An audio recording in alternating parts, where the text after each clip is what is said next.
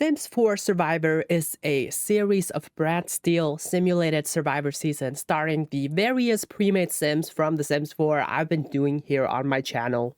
At first just for fun, but as the series went on, it started to take on a life of its own, and now it has its own lore and continuity. We've had returning players come back, we've had relationships from previous seasons impact seasons of the future. It's a lot of fun. I somewhat recently completed the 21st season of the show and thought now's as good a time as any to look back at the history of the series and cover the winning game of every single winner up to this point.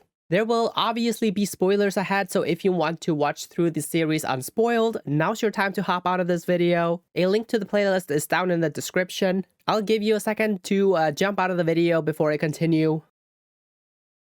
Okay, that's enough. Let's get into the meat of the video.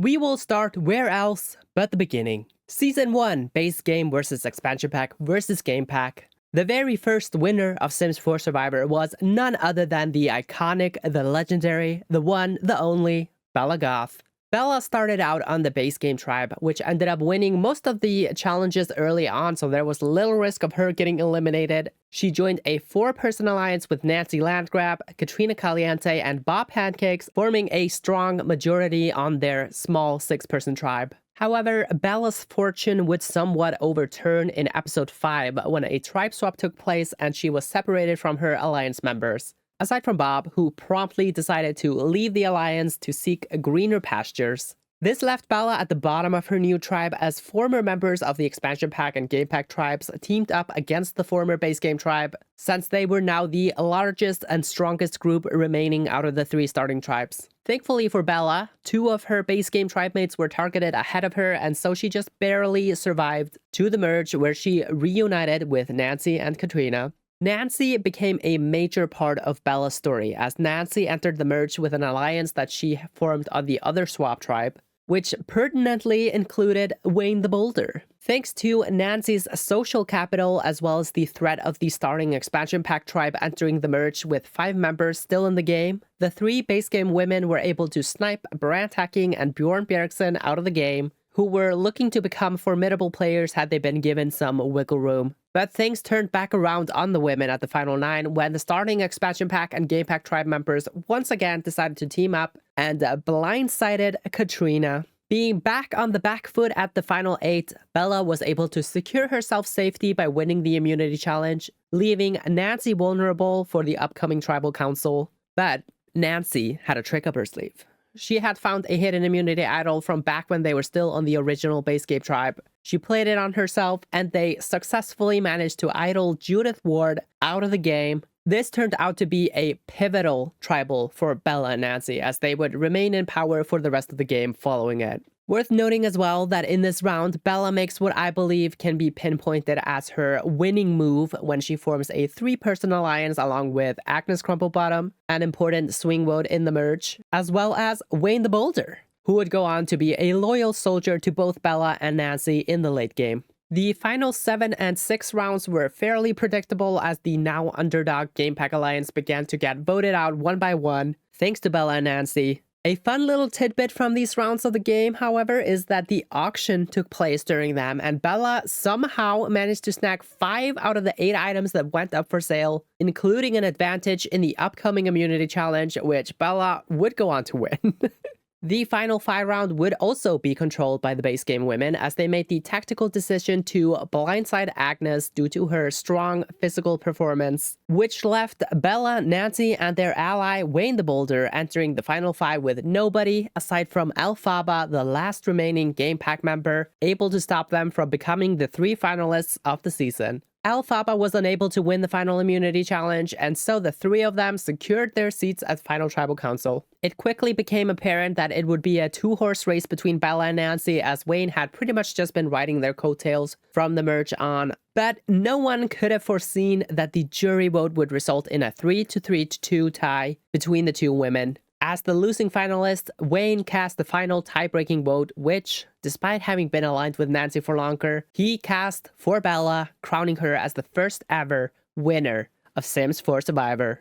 You cannot have a Sims 4 simulation without Bella Goth. Bella and Nancy find something in common. And we have our first alliance. It is Bella, it is Bob, it's Katrina, and it's Nancy. Bella has been isolated away from her base game alliance. Bella and Vayne the Boulder find something in common. It has a lasting impact. But we have another alliance. It's Agnes Crumplebottom, it's Bella Goth, it's Vayne the Boulder. Okay. Nancy has decided to stand up. She's going to use the hidden immunity idol on herself. Any votes cast against Nancy will not count. Nancy does not count. Nancy does not count. Nancy does not count. Oh my god.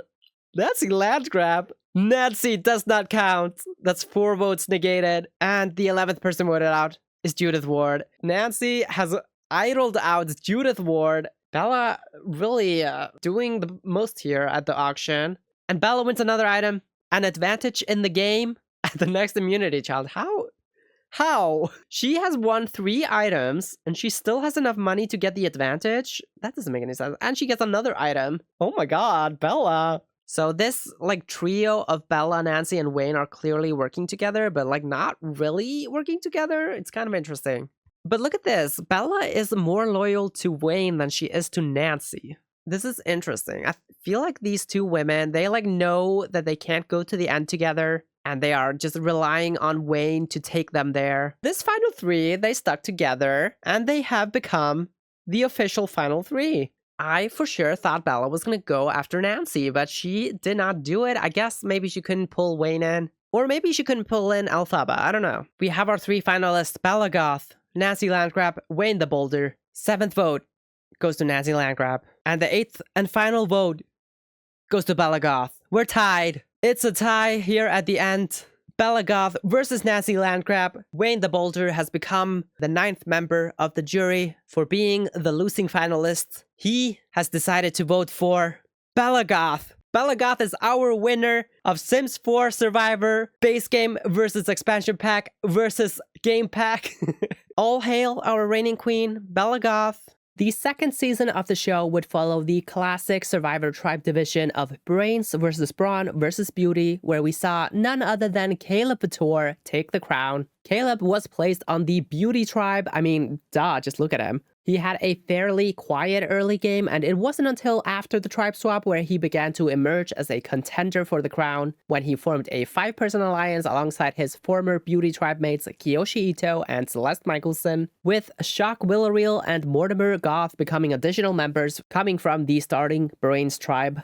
However, Mortimer was unhappy with his position in the alliance, and so he formed his own alliance, which also included Caleb and Kiyoshi, as well as Mortimer's #1 ally from his time on the Brains tribe, Morgan Amber. As such, Caleb and Kiyoshi found themselves as swing votes between 2 separate alliances and with a lot of power on their post-swap tribe. After losing their second immunity in the pre-merge, they had to let Mortimer go, which wasn't a huge loss as he had shown himself to be a somewhat chaotic and disloyal player. But otherwise, they were able to keep all of their allies heading into the merge. And so, Caleb entered the merge, sandwiched between these 2 alliances and having formed an incredibly strong relationship with his most important ally in the game, Kiyoshi Ito. At the merge, Caleb's former tribe and alliance members entered in a dominant position as they had the numbers advantage, and so they quickly removed some of the opposing tribe's members off the board to maintain the majority. After a botched vote split at the final 9, however, they lost Minerva Charm, who was looking to be a potential long-term ally,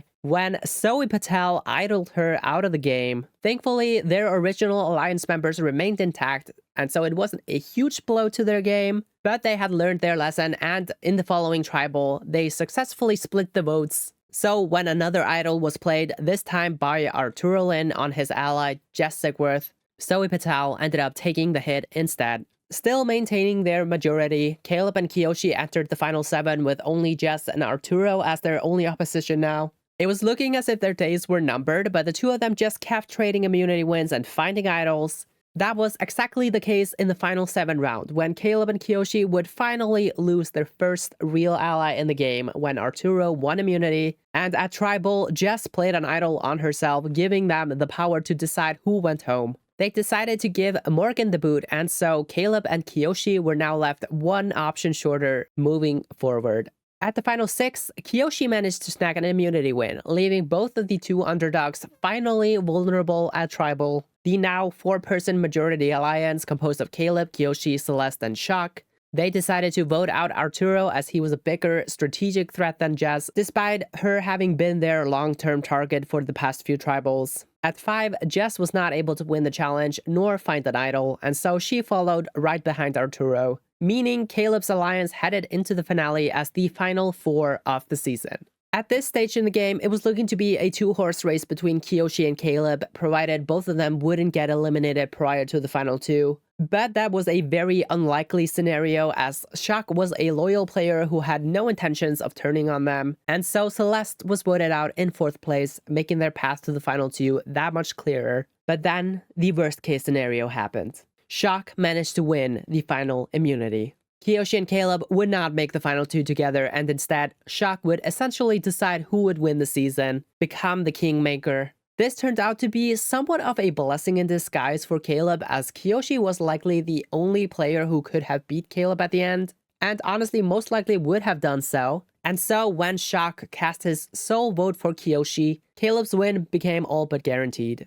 Shock made a valiant effort at Final Tribal Council and managed to snag more votes than expected, but Caleb emerged victorious with a 5-4 final result. Next we have, of course, everyone's favorite vampire, Caleb Vautour, bisexual icon. And then we have an alliance, a 5-person alliance. And then Caleb and Kyoshi bond strongly. Mortimer has decided to leave the alliance. But there is another alliance forming. Let's see who is in this alliance. It's Caleb, it's Kyoshi, it's Morgan, it's Mortimer. Okay. And Mortimer has decided to leave this other alliance that he just formed in the last episode. RIP Mortimer, 7th person voted out. Caleb and Shock find something in common, which has a lasting impact. Really good idol play, but also really well played by the majority alliance. They successfully played off this idol play. Honestly, I think Kyoshi has this. I think he is the one to beat at this point. Jess has also decided to use the hidden immunity idol. Any votes cast against Jess will not count. First vote goes to Jess, does not count. Jess does not count. Jess does not count. Jess does not count. Jess does not count. Morgan. That's one vote, Morgan. We got one vote left. It's Morgan. Yeah. And look at this. Caleb is at a loyalty of 9 now with Kyoshi. This final 2, they are fully formed at this point. I think either of them are winning this, I'm gonna be honest. Honestly, I think Kyoshi has this.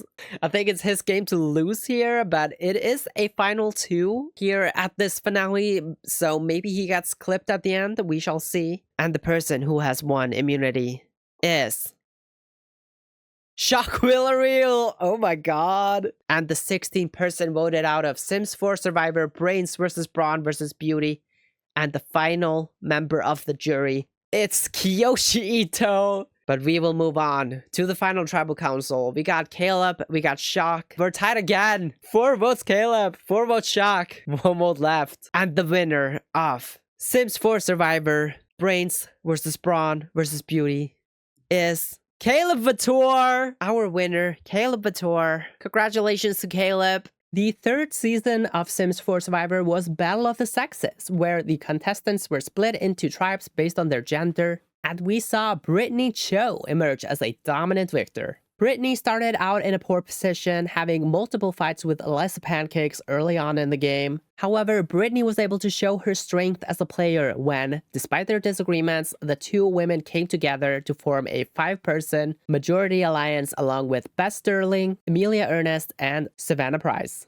This alliance allowed them to sit pretty until episode 5, when Brittany was sent on a retreat along with Ian Moody, as they were the 2 oldest members remaining on their respective tribes. While there, they were tasked with dividing the remaining players into 2 new tribes, and Brittany was able to keep most of her alliance intact with her picks, with the exception of Eliza, who landed on Ian's tribe instead. Additionally, she chose Kyle Carlson and Cameron Fletcher for her tribe from over on the guy's tribe, who eventually became important pawns in her game later on. Her newly formed tribe went on an immunity run, and they all made the merge together. Unfortunately, Eliza was one of the casualties on the opposing tribe, leaving the Women's Alliance down a member. Despite the loss of Eliza, the 4 women remained the largest, tightest alliance entering the merge. Their only real opposition being a 3-person alliance formed on the opposing tribe, which was was composed of Ian Moody, Brent Hacking, and Nalani Mahiai, as well as a fractured men's alliance formed on the starting men's tribe.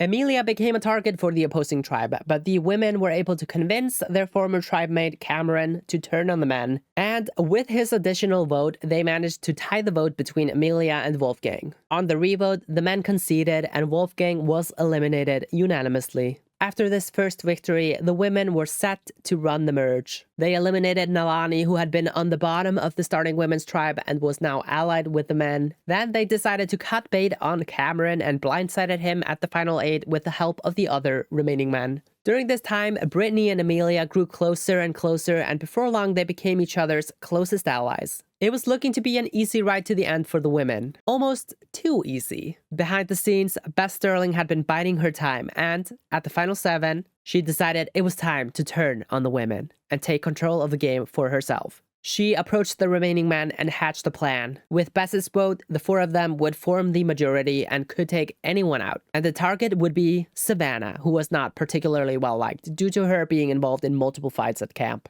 It was a flawless plan, with one exception: Kyle. Kyle didn't like Bess, and also wasn't all that loyal to the men. In fact, he had pretty much unofficially joined the Women's Alliance, as he voted with them at pretty much every single tribal and had bonded with them from his time with them in the pre-merge. So he went rogue and cast his vote for Bess. The result was a 3-3-1 tie between Savannah and Brent, with Kyle's throwaway vote not affecting the final outcome. On the revote, Bess panicked and flipped her vote to Brent to save face with the women, which resulted in his elimination. What's ironic, however, is that Kyle had a change of heart and did decide to vote with Bess and the men on the revote. So had Bess just stuck to her own plan, she would have gotten her way. Instead, Bess was ousted from the Women's Alliance the following episode and was eliminated by her former allies. At the final 5, the women once again regained control after the whole Bess fiasco, and once again, it was looking to be a smooth ride for them. But as so often tends to happen, once you get too comfortable is when things start to go wrong. Out of nowhere, Savannah decided to leave the game,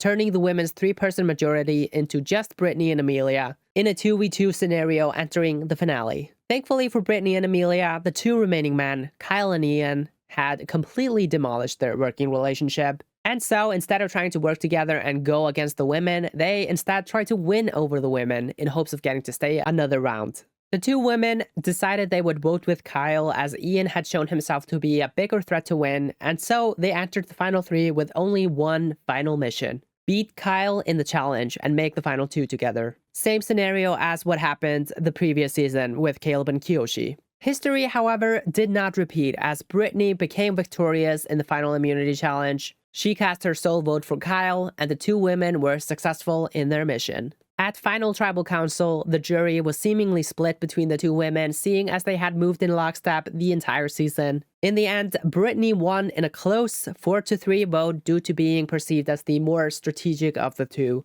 Emilia, however, didn't leave empty-handed, as she was voted the fan favorite player of the season. Next up, we have the world-famous Brittany Cho, and Brittany and Eliza have a major fight. It has a lasting impact. Oh no.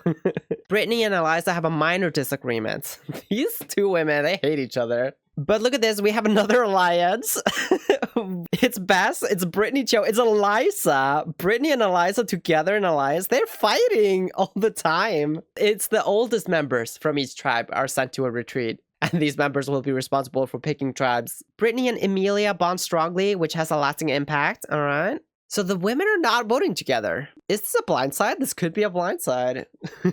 So we're tied. 3 votes Brent, 3 votes Savannah, 1 vote Bess. Very interesting vote spread here. Oh, look at this. Bess, she voted for Savannah and then she flipped on the revote. What? That's interesting. It's very interesting. This is wild. Bess, I think, was orchestrating a blindside and she failed. So she was like, fuck you guys, I'm voting for Brent.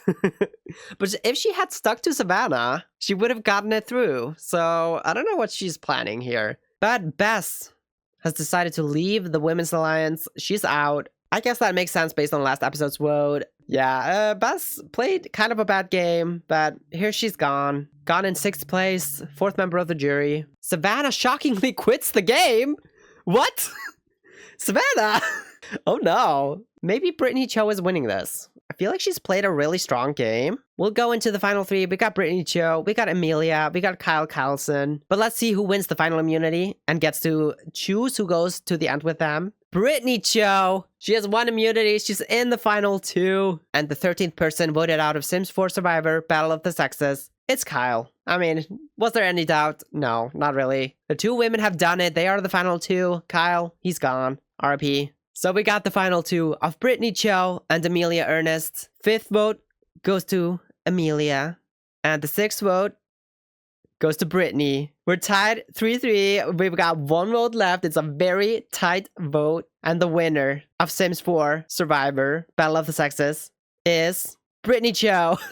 Brittany Cho has won. All hail the reigning queen, Brittany Cho. Congratulations. Season 4 was Sims 4 Survivor Generations, where the 2 tribes were split up by age. One tribe was composed of all elders and the other all teenagers. From this season, we got the oldest winner in the show's history, the only elder who has won the game, Thomas Jabari. Thomas played a very low-key, under-the-radar social game and mostly relied on his general likability and strong strategic bonds to carry him through to the end. He started out, as you'd expect, on the all-elder Walking Cane tribe, where he quickly ingratiated himself within the tribe and was pulled into a 4-person alliance along with Dennis Kim, Bernard, and Kayala Hoapili. The elders wiped the floor with the teens and only attended 1 tribal council before the tribe swap in episode 5. At the swap, Thomas was placed in a dangerous position, being only one of 2 former Walking Cane tribe members that landed on the new 6-person spiral staircase tribe, along with his ally Bernard.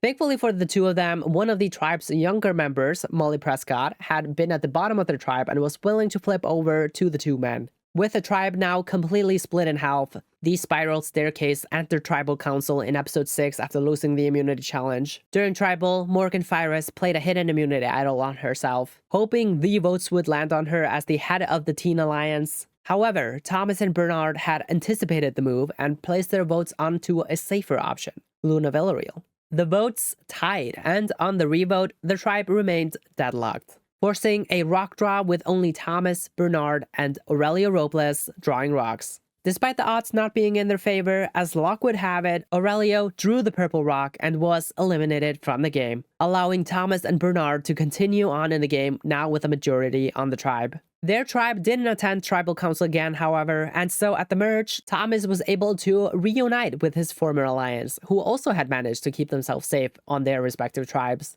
At the first merged tribal, Dennis unexpectedly played a hidden immunity idol on Thomas, anticipating that he'd receive votes from the teens. This turned out not to be the case, and instead the majority vote landed on Baby Ariel, making Dennis's idol play pretty much a waste. What it did impact, however, was their relationship, as Dennis had now proven himself to be completely loyal to Thomas, and so the 2 of them would become the strongest duo in the game from that point on. With Baby Ariel gone, the elders had a dominant majority, and the following episode were able to take out Luna Villarreal as well. But things shifted at the final 11, when they got cocky and decided to split the vote on Morgan Fires and Blossom Greenberg, who had been firmly at the bottom of the elders from the very beginning due to her dislike of Dennis. Blossom ended up finding out about this and flipped on her former tribe mates, which she had already begun setting up the episode prior by forming an alliance with the teens. What was more surprising, however, was that Bernard also flipped on the elders, and so Kitty Lou was blindsided and voted out of the game. This marked a major shift in the game. Thomas and his allies were no longer in control and instead were opposed by a strong faction of the underdog teens plus Blossom. Thomas had 2 options: try to fight them head-on, or flip one of his opponents over to his side. Thomas did the latter when he pulled off what I believe to be his winning move. He talked to Molly Prescott, whom he had a working relationship with during their time together on the Spiral Stairs tribe in the pre-merge, and was able to flip her back to his side. Now that she was voting with them, the elders were able to successfully blindside Blossom and take back control of the game for a minute. The very next episode, things flipped back over in favor of the teens when Bernard once again became a thorn to the elders' side by playing an idol at the final 9 on Morgan, who had been their target. As a result, one of Thomas's closest allies, Kayala, was idled out of the game. This turned out to be somewhat of a blessing in disguise for Thomas, as Kayala had been holding on to the legacy advantage, which she gifted to him after her elimination. The final 8 and 7 were somewhat of a ho-hum affair when Shafira Kayaputri unexpectedly quit the game, followed by a unanimous vote against Shigeru Nishidake, the result of a peace treaty between Dennis and Bernard. And so Thomas entered the finale alongside his #1 ally Dennis, his other strategic connection in Molly, his adversaries in the remaining teams Jeb and Morgan, and the wild card, Bernard, who was starting to pick up a lot of steam after having a successful idol play and 3 immunity wins under his belt heading into the finale. Everyone was aware that Bernard was basically guaranteed the win if he would make it to the end, and so he was an obvious target. However, he managed to take home a 4th immunity win, so Thomas and Dennis turned their sights on Morgan instead. With their votes plus Molly's, Morgan was eliminated in 6th place. Thomas also played the legacy advantage during this tribal, and in doing so did negate 2 votes, but Morgan would have been eliminated either way as they had the majority, so it didn't really matter. At the final 5, Bernard was unable to pull out a 5th immunity win, and so he was unceremoniously voted out. With that, Thomas and his 2 allies, Dennis and Molly, only needed to beat Jeb in the immunity challenge, and they would successfully make it to final tribal council. And despite Jeb having been quite the comp beast himself with 3 immunity wins during the season, Molly came out of nowhere and was able to clutch it out. Dennis and Thomas voted for Jeb, with Molly throwing a random hanky vote on Dennis out of spite for him voting against her previously in the game. But the result was a 2-1-1 vote, with Jeb becoming the final member of the jury. At final tribal council, the jury was undecided. Dennis was perceived to be strategically the strongest during the season, but was also the least liked out of the 3 finalists. Molly was just as polarizing, as some jury members perceived her to have just coasted along, while others commended her maneuvering in the game and willingness to flip between the 2 sides. But in the end, the result was a 4-3 vote for Thomas, who was the most well-liked and the least polarizing out of the 3, showing that social game is always the kingmaker on Survivor. One example of how Thomas played the game is that at the beginning of the merge, he found the reward stealer, but he never ended up using it, most likely as to not rock the boat and piss anyone off, emblematic of his entire game throughout the season. Next up, we've got university teacher Thomas Jabari. Then we have Keala and Thomas bonding slightly, and that also results in an alliance. Keala, Thomas, Dennis, and Bernard. Thomas kind of on a ship on his own. He could be swap screwed here. We're tied again.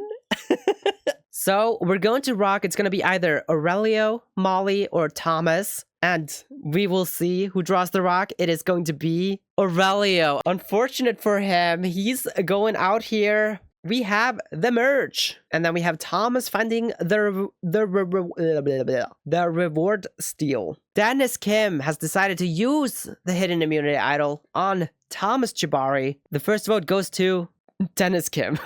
Oh no. We have Molly and Thomas bonding strongly.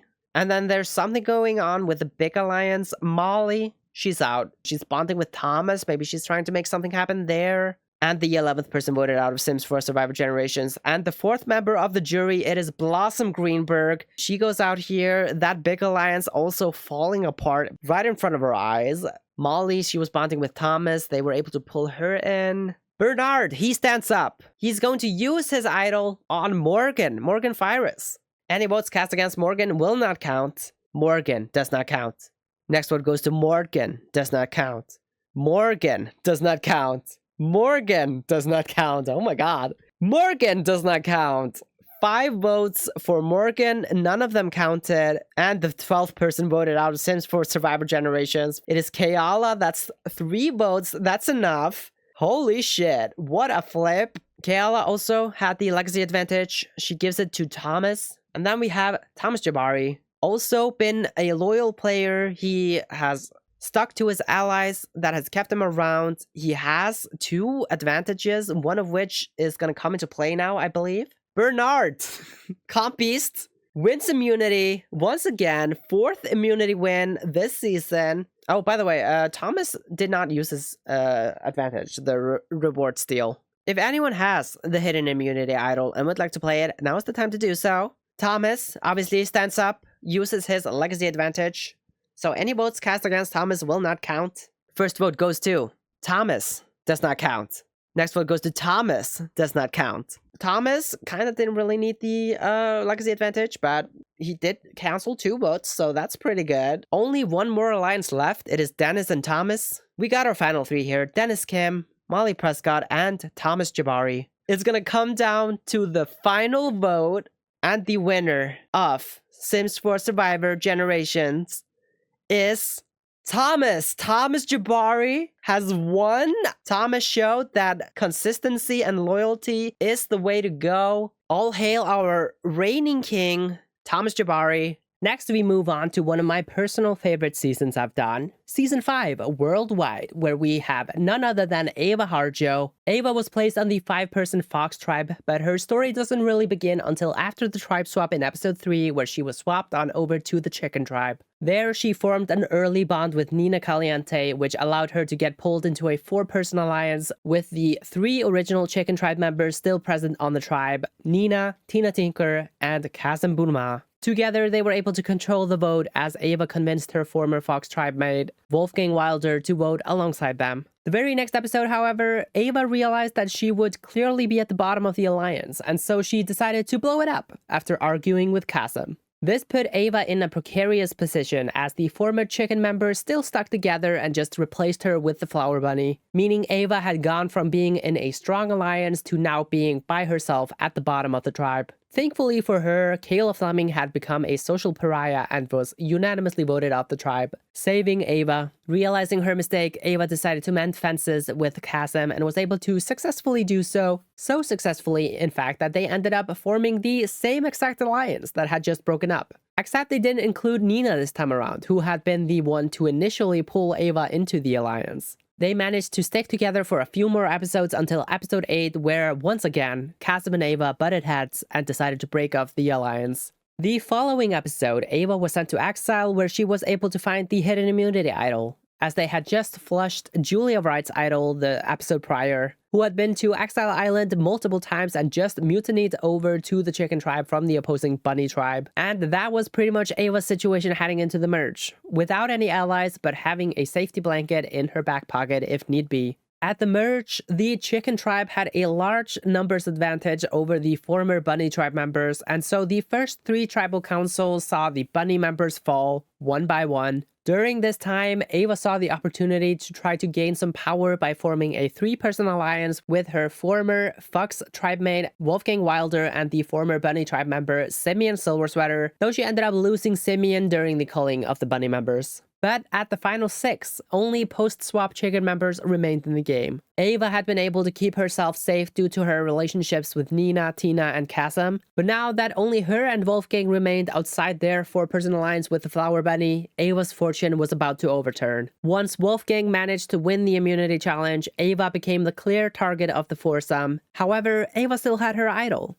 After receiving 3 of their 4 votes, as Tina cast a Hinky vote due to her affinity for Ava and dislike of Nina, Ava played her idol and became safe. Instead, the Flower Bunny was voted out by Ava and Wolfgang's hand, as Ava had no strategic connection with the Flower Bunny. Ava's move carried her and Wolfgang into the final 5, but Ava would lose Wolfgang after he lost the immunity challenge and became the target of the remaining trio in Kazem, Nina, and Tina. He had become somewhat of an immunity threat, so they decided to get rid of him over Ava, even though Ava was the more strategic of the 2. It was now make it or break it for Ava. She needed to win the final 4 immunity challenge or her chances of winning were pretty much done for. And lo and behold, Ava clutched it out. She won the immunity challenge and with that pretty much secured herself the win. She struck a deal with Tina and Kazem to vote out Nina, and the 3 of them headed into Final Tribal Council together. Kazem and Tina had been incredibly strong players on the season, being the power duo of the season and the heads of the dominant Chicken Tribe Alliance. Kazem was the favorite out of the 2 of them due to being perceived as the leader, but it was Ava's underdog story that swayed the jury, giving her the win in a 5-3-1 vote. Here we have Ava Harjo from Copperdale, the school lunch lady, Ava and Nina bonding slightly, and we have our first alliance. It is Ava Harjo, it's Kazem Bunma, it's Nina Caliente, and Tina Tinkers. We have Ava and Kazem having a major fight. Oh no. That fight, it caused the alliance to dissolve, but they just pull in the Flower Bunny instead. They kick out Ava, pull in the Flower Bunny. So I imagine Ava Harjo is probably in a bit of a trouble here. But look at this. We have another alliance. It's Kazem, it's Tina, and now it's Ava. Ava and Kazem, they bond strongly. They had that fight, but it was just a temporary fight. Ava is back. She's back in it. Ava and Kazem have a major fight again, which has a lasting impact, and it results in her leaving the alliance again. Ava Harjo, tanking her own game here. These two, though, they just don't get along. And they decide to send Ava to exile. Do we have a new idol there? We do, and Ava does find it. So Ava Harjo, suddenly in a much better spot. But we have a new alliance, a merge alliance. It is Ava Harjo, it's Simeon Silversweater, and Wolfgang Wilder. Maybe finally a counter movement against Kazem's power in the game. And the last vote goes to Simeon, 13th person voted out. So Simeon, he's out here. That's unfortunate for him. He was finally setting something up for himself. Tina and Ava now with an unbreakable relationship. Interesting. Wolfgang, third consecutive immunity win. Wolfgang can't be voted out. I imagine Ava is gonna get the votes here, but she does have that idol. And the next one goes to the Flower Bunny. Oh my god. What is happening? 2 votes Ava, 2 votes Flower Bunny, 1 vote Nina, 1 vote left. And the last vote goes to Ava Harjo. But of course, she uses her hidden immunity idol on herself. She is no longer vulnerable, which means the Flower Bunny is voted out here. That is gonna be a big hit to the power structure right here at the end. Ava and Wolfgang uprooting the Power Alliance, taking out the Flower Bunny, and the 16th person voted out of Sims 4 Survivor Worldwide. Wolfgang, yeah, that makes sense. I mean, there was no way. You always gotta take out the comp thread. There's like, you just can't let them get to the end. So we will go into the final 4 with Ava, Kazem, and Nina and Tina. Ava, I think, is gonna get taken out here, but maybe she can win immunity. Let's see. She does! Ava Harjo, ultimate underdog. She wins immunity here at the end. She makes it into the final tribal council. Ava, she decides to join the alliance of Kazem and Tina. What? But Nina, she is the final member of the jury. We have the 3 finalists here: Ava Harjo, Kazem Bunma, and Tina Tinker. The 6th vote goes to Ava. That's 3 votes Ava, 2 votes Kazem, 1 vote Tina. Is Ava gonna pull it out at the end? Get the underdog win here? That's 4 votes Ava, 3 votes Kazem, 1 vote Tina. We could still tie here. And the 9th and final vote goes to Ava Harjo. Ava, congratulations. She has done it. She has somehow survived all the way to the end and won. What an upset. All hail our reigning queen, Ava Harjo. We move on over to the deserts of StrangerVille for the 6th season of the show, where we have the most controversial victory of the entire series when Alex Moyer took home the crown. Alex was a member of the conspiracy theorist tribe, which started off in a tough spot, losing the first 2 immunity challenges of the season. Alex was fairly well liked and was able to survive those 2 episodes, and in episode 2, she would join a 3-person alliance with Hector Laurent and Eloise Hillosticks. The 3 of them would eventually become the most powerful players on the season and the eventual final 3. After their 2-episode stumble, the conspiracy theorists went on a massive winning streak and didn't lose a single challenge before the merge. During this time, Alex and Hector grew incredibly close, and Alex also began developing a strong friendship with another one of her tribe mates, Luna Shadows. What was unfortunate, however, was that Hector and Luna had a terrible relationship, resulting in multiple explosive fights between the 2. They just did not get along. And so Alex had the Herculean task of getting them on the same page. Alex was also brought into a different alliance, which was mostly formed to oppose Hector, as he had been rubbing some of the conspiracy theorists the wrong way. Along with Alex, this alliance included Alice Martin, Simon Scott, Diego Lobo, and Eloise, who had completely lost loyalty to Hector. Alex would end up leaving this alliance prior to the merge, as she valued her alliance with Hector more. At the merge, the conspiracy theorists were fragmented into 2 opposing sides: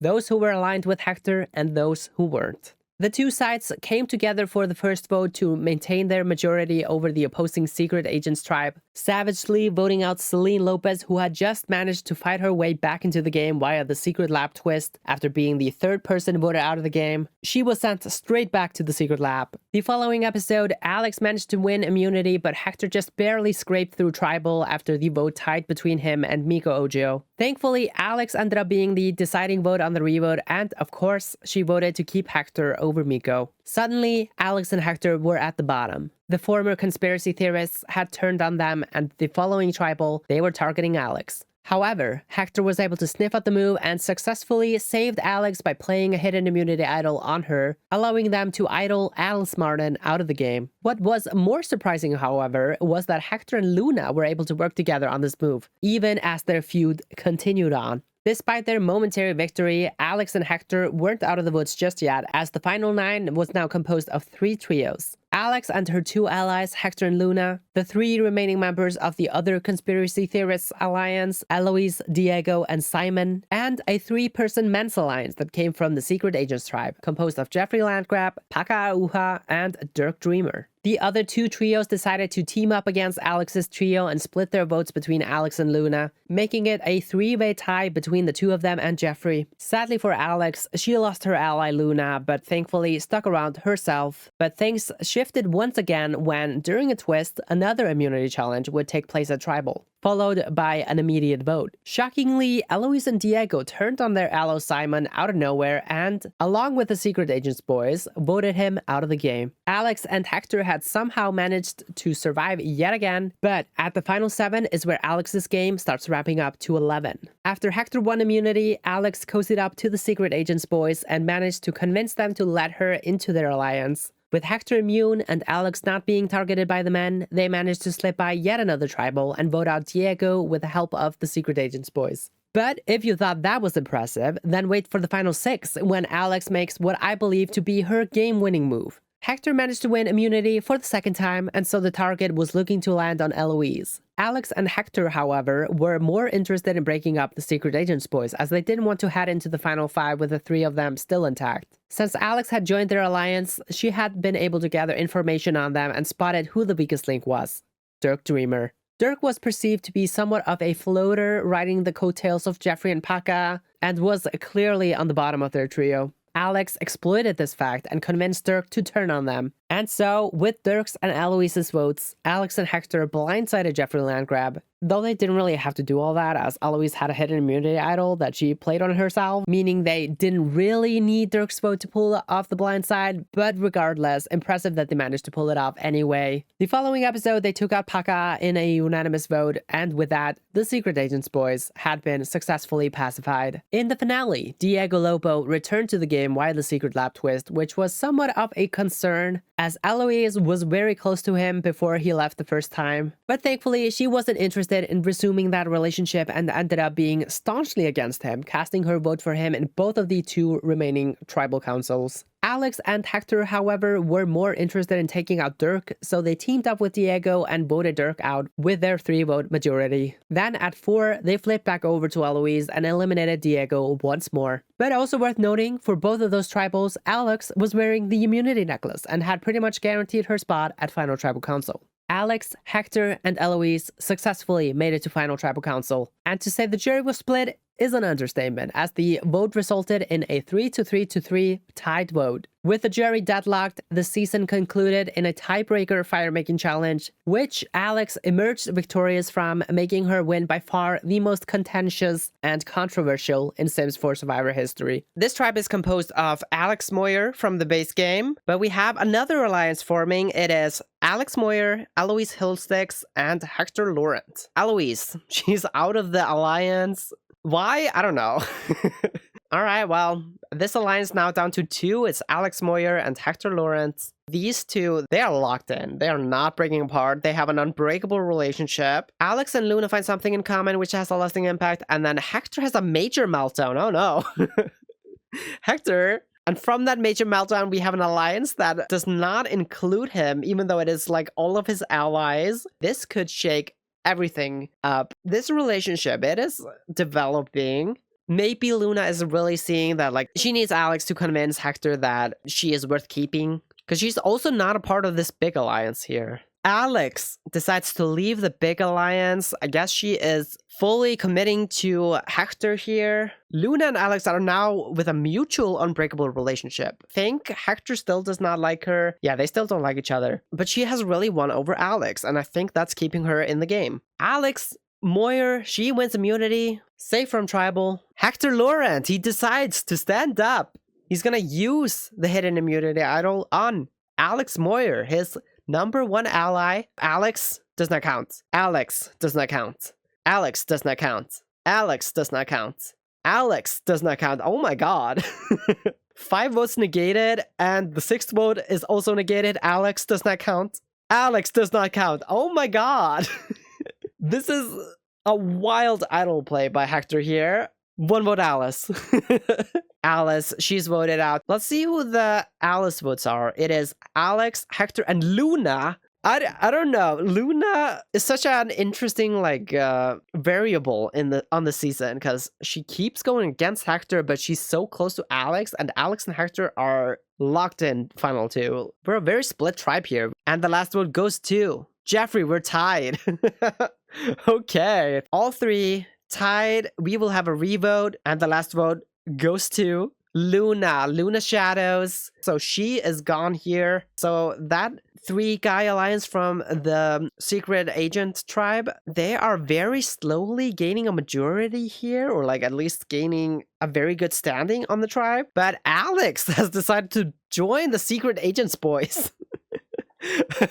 All right, well, very actually strong strategic move if this pays off. And the next one goes to Jeffrey as well. She infiltrated that alliance. She flipped Dirk, gets him to vote for Jeffrey here. Jeffrey is gone. Let's go to immunity, and the person who has won the final 5 immunity is going to be Alex Moyer. The final immunity of the season, it is won by Alex Moyer. Honestly, Alex Moyer has played a very strong game. We have our final 3 here. Alex Moyer, Eloise Hiddlesticks, and Hector Laurent. All 3 of them have 2 votes. It's always so split in brand steals. I don't know. Eloise. So we're tied. 3 votes Eloise, 3 votes Hector, 2 votes Alex. 1 vote left. Is it gonna tie? What happens if it ties? But the final vote, it goes to Alex. It's tied. What? There will be a fire making competition to decide the winner. What the fuck? Okay, anyway, who wins the final 3 fire making? Let's find out. It is going to be Alex.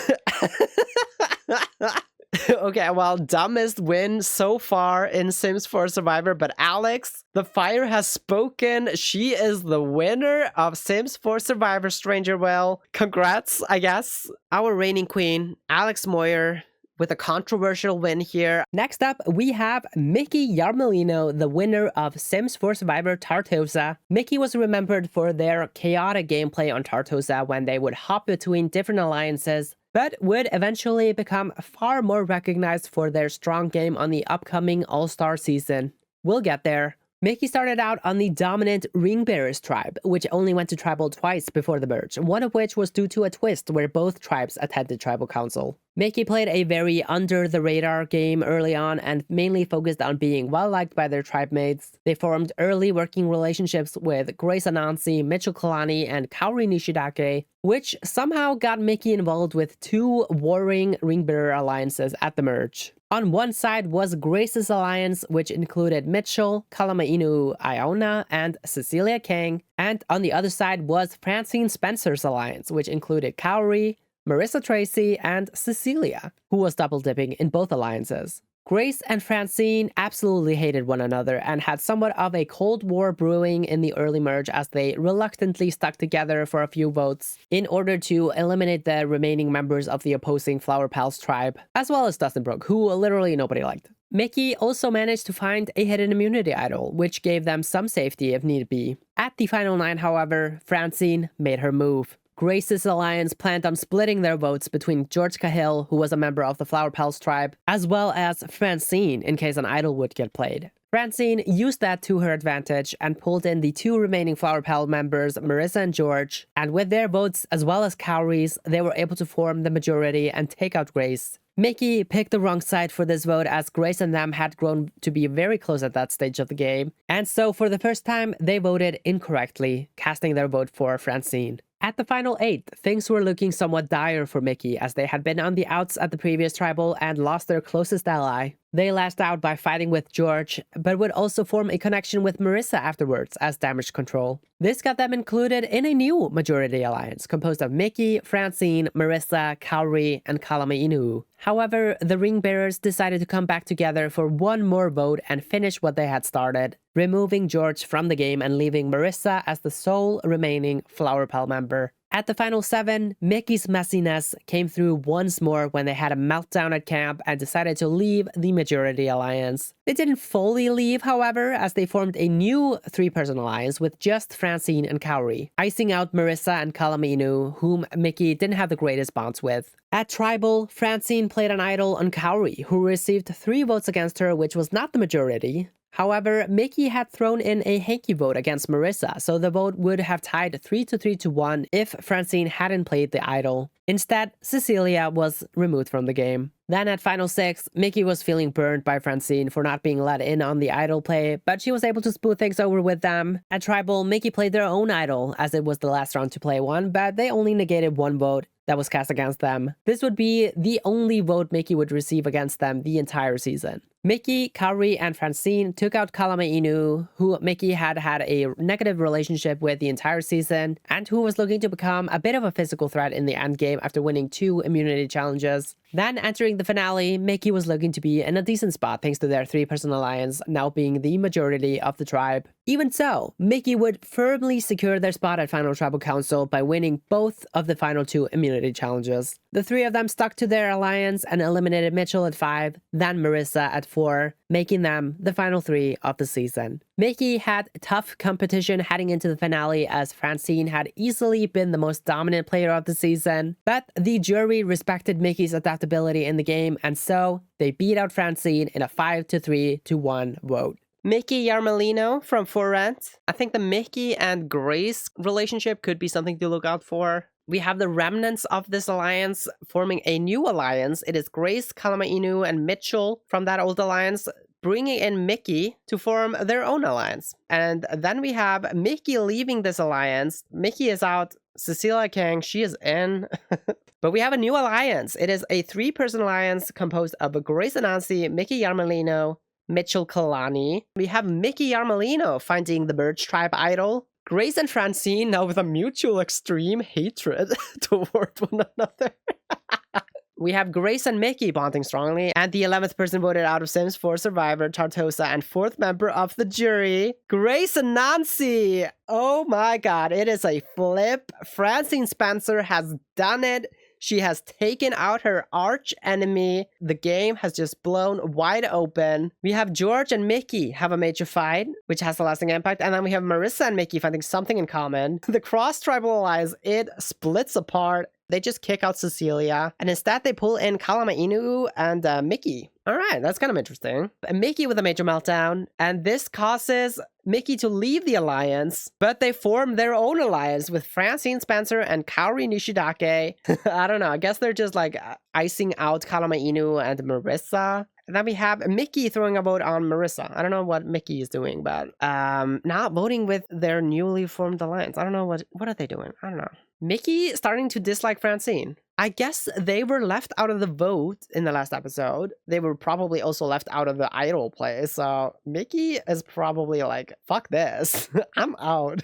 Group 2 wins reward. It is Marissa Tracy, Mickey Yarmolino, and Francine Spencer. So these 2 fighting, but going on reward together. Maybe Francine can smooth things out. And Francine and Mickey bond slightly. Francine was able to smooth things out at the reward, I guess. No longer fighting. Mickey does use the idol on themselves. Any votes cast against Mickey will not count. Then we have Mickey Yarmolino, who has played a very messy game, but always kept their finger on the pulse and been ready to jump ship whenever they need to. Mickey Yarmolino has won immunity. They cannot be voted out tonight. They have officially made it to the final 4. Who wins immunity here and makes it to the final 3? It is Mickey Yarmolino. They win immunity again. Back-to-back immunity wins. This is the right time to peak, so congratulations, Mickey. They have officially made it to Final Tribal. We have our final 3 here.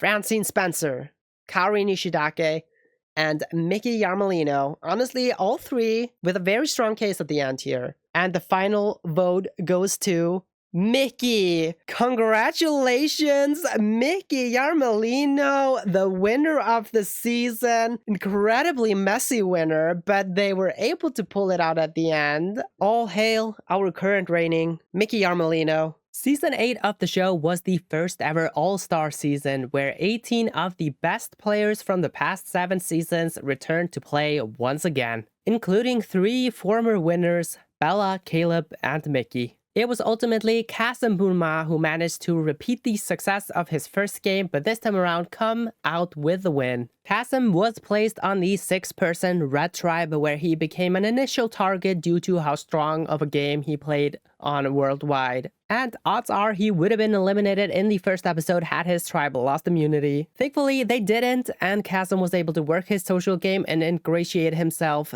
well within the tribe after a few days, specifically bonding with Season 1 winner Bella Goth. By the time they went to their first tribal, the target had shifted onto Francine Spencer instead, so Kasim survived up to the swap in episode 4. The first swap of the season was somewhat unorthodox on All-Stars as, instead of there being a random draw, the tribes competed in a challenge with the losing tribe getting dissolved and its members split evenly between the 2 tribes. The Red Tribe ended up being the losing tribe, and so Kasim was swapped on over to the Blue Tribe. The Red Tribe members who swapped over to Blue outnumbered the former Blue Tribe members, and so when they lost the immunity challenge, it was looking to be a former Blue Tribe member who would be eliminated. However, the former Red Tribe members had a different plan. The non-winners who returned were in agreement that the winners should be taken out, and Bella would be their first victim. She was eliminated in a unanimous 6-1 vote, and she cast her sole vote against Kasim out of spite due to his betrayal. On the opposing Green Tribe, Caleb would be eliminated the following episode, leaving Mickey as the only remaining winner left in the game. In episode 9, a second tribe swap took place, and this is where Kasim's game took a massive turn for the better. He remained on the Blue Tribe, but joining him was his #1 ally from Worldwide,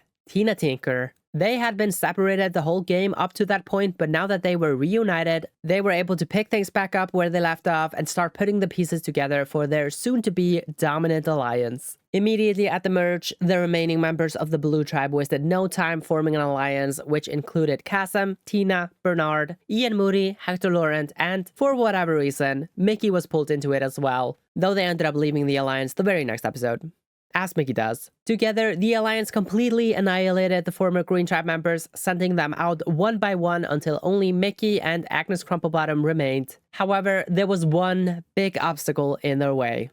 Mickey. Mickey Yarmelino entered All-Stars as the most underestimated of the 3 returning winners due to their Tartosa win not being especially well respected by the other players. And so, while Bella and Caleb were taken out one after the other, Mickey somewhat fell to the back burner while other targets emerged. By the time the merge rolled around, the players would soon regret that oversight as Mickey would go on a massive immunity run in the merge, winning every single immunity challenge from the final 9 all the way up to the final 5, setting a new record that has yet to be beat to this day. At the final 7, the Alliance was left with only Mickey and Agnes from the Green Tribe left, and Mickey was immune. However, Agnes was allied to both Tina and Hector from their initial starting tribes, and so neither was really willing to take her out just yet. So they turned on the Alliance, and with their votes plus Agnes's and Mickey's, they blindsided Ian. This would be the only vote Kasim was left out of the entire season. At 6, however, when Mickey once again was immune, Hector and Tina bit the bullet and agreed to finally take Agnes out. But as she was heading out the door, Kasim bonded with her, which would be what secured her jury vote for him at the end. This is something he had learned from his initial loss on Worldwide, that it wasn't enough to just get to the end. You also had to have people willing to vote for you. Throughout the whole merge, Kasim was making sure no one was heading into the jury feeling negatively about him. At the final 5, Mickey was once again immune, and so the Alliance blindsided Bernard as Tina and Kasim liked Hector more, which could have been a potential mistake as Bernard was the most likely to beat Mickey in an immunity challenge out of the remaining players. Thankfully for Kasim and Tina, they had made the right choice. Hector clutched it out in the final 4 immunity challenge and beat Mickey. The 3 of them swiftly booted Mickey, putting an end to their impressive 5 immunity run, which became a Sims 4 Survivor record, which has yet to be beat, although it has been matched twice. Now only one final obstacle remained. Hector Laurent. Either Kasim or Tina would have to beat him in the final immunity challenge, else he would earn the power to send one of them to the jury. It was do or die, and this time it was Kasim's turn to clutch it out. He managed to win the challenge, allowing history to repeat itself as he and Tina would once again sit side by side at final tribal council. Kasim would go on to beat Tina in an impressive 8-1 jury vote, the most ever up to this point, crowning him the winner of Sims 4 Survivor All-Stars. Next up, we have another strategic powerhouse in Kasim Bunma. So immediately, Kasim not looking great. That's a bit unfortunate. I was very much rooting for Kasim coming into the season. We have Bella and Kasim bonding strongly. Kasim maybe trying to fix his social game here, trying to get in with Bella. And the 5th person voted out of Sims 4 Survivor All-Stars, it's Bella! No!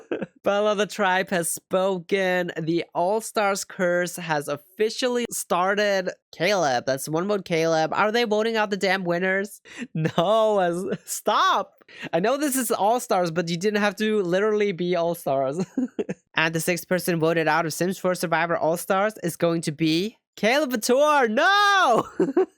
Caleb the tribe has spoken. Anti-winner sentiment. Mickey is probably going to be in trouble now. We do have a twist, which is going to be a tribe swap. We have Tina and Kasim. They are reunited. Can they do a redo of Worldwide? We shall see. The first individual immunity. It is Kiyoshi and Mickey. All right, we have Kasim and Kiyoshi finding something in common. And then we have Kasim and Mickey bonding strongly. And we have a very big alliance forming. It is Bernard, it is Hector, Ian, Kasim, Mickey, and Tina. It is Mickey. They win again. Mickey leaving the alliance, doing what they do best, not sticking with an alliance for more than a single vote. But immunity is going to go to Mickey also. 3rd consecutive immunity win for Mickey Yarmolino. But can they go for a 4th immunity win? They do!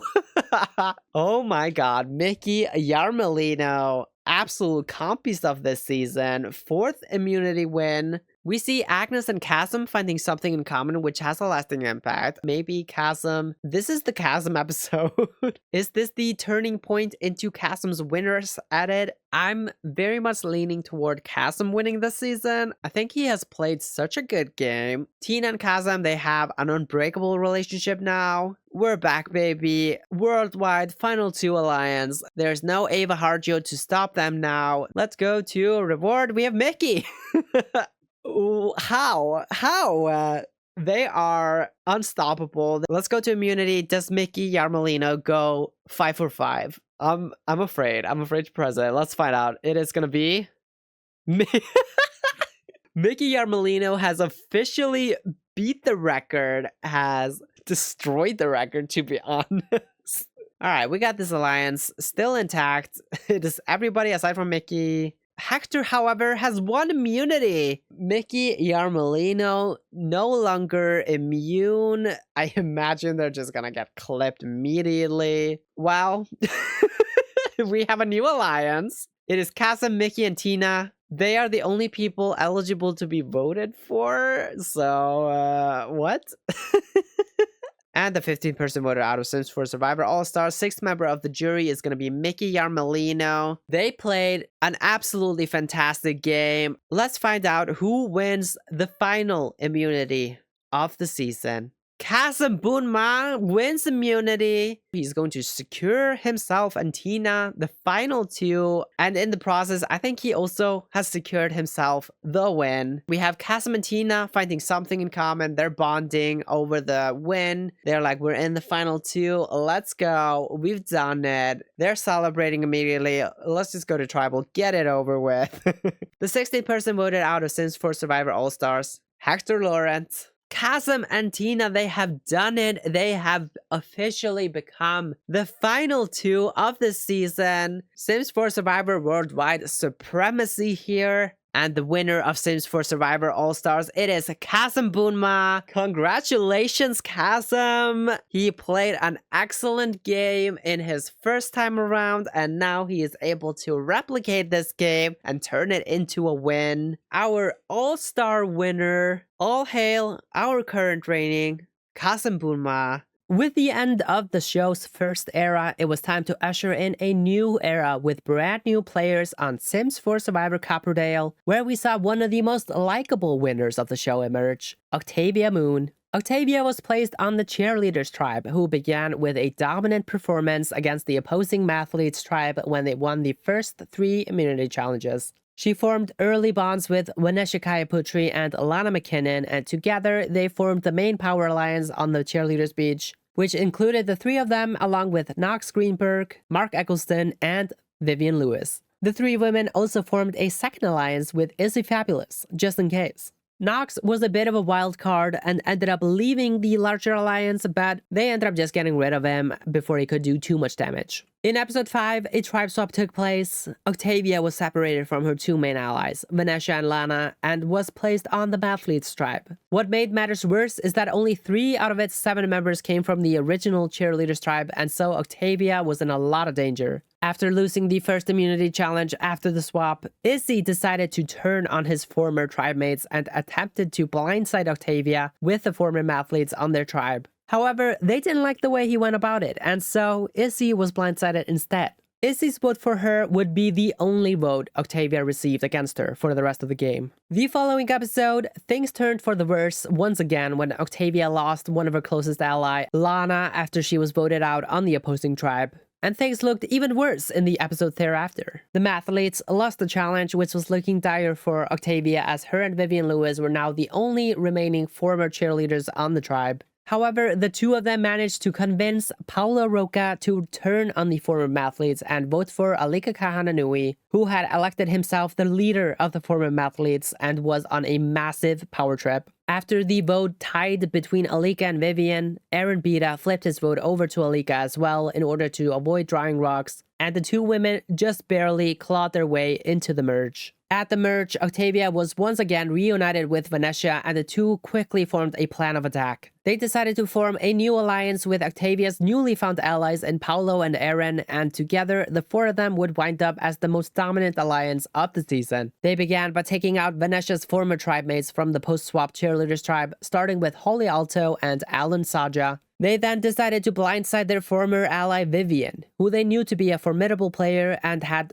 the potential to uproot their power structure. After that brief intermission, they resumed their culling of the cheerleaders and took out Mark Eccleston. Now it was down to the final 6, with the 4-person alliance still fully intact, as well as Sienna Grove and Salim Benali outside of their alliance.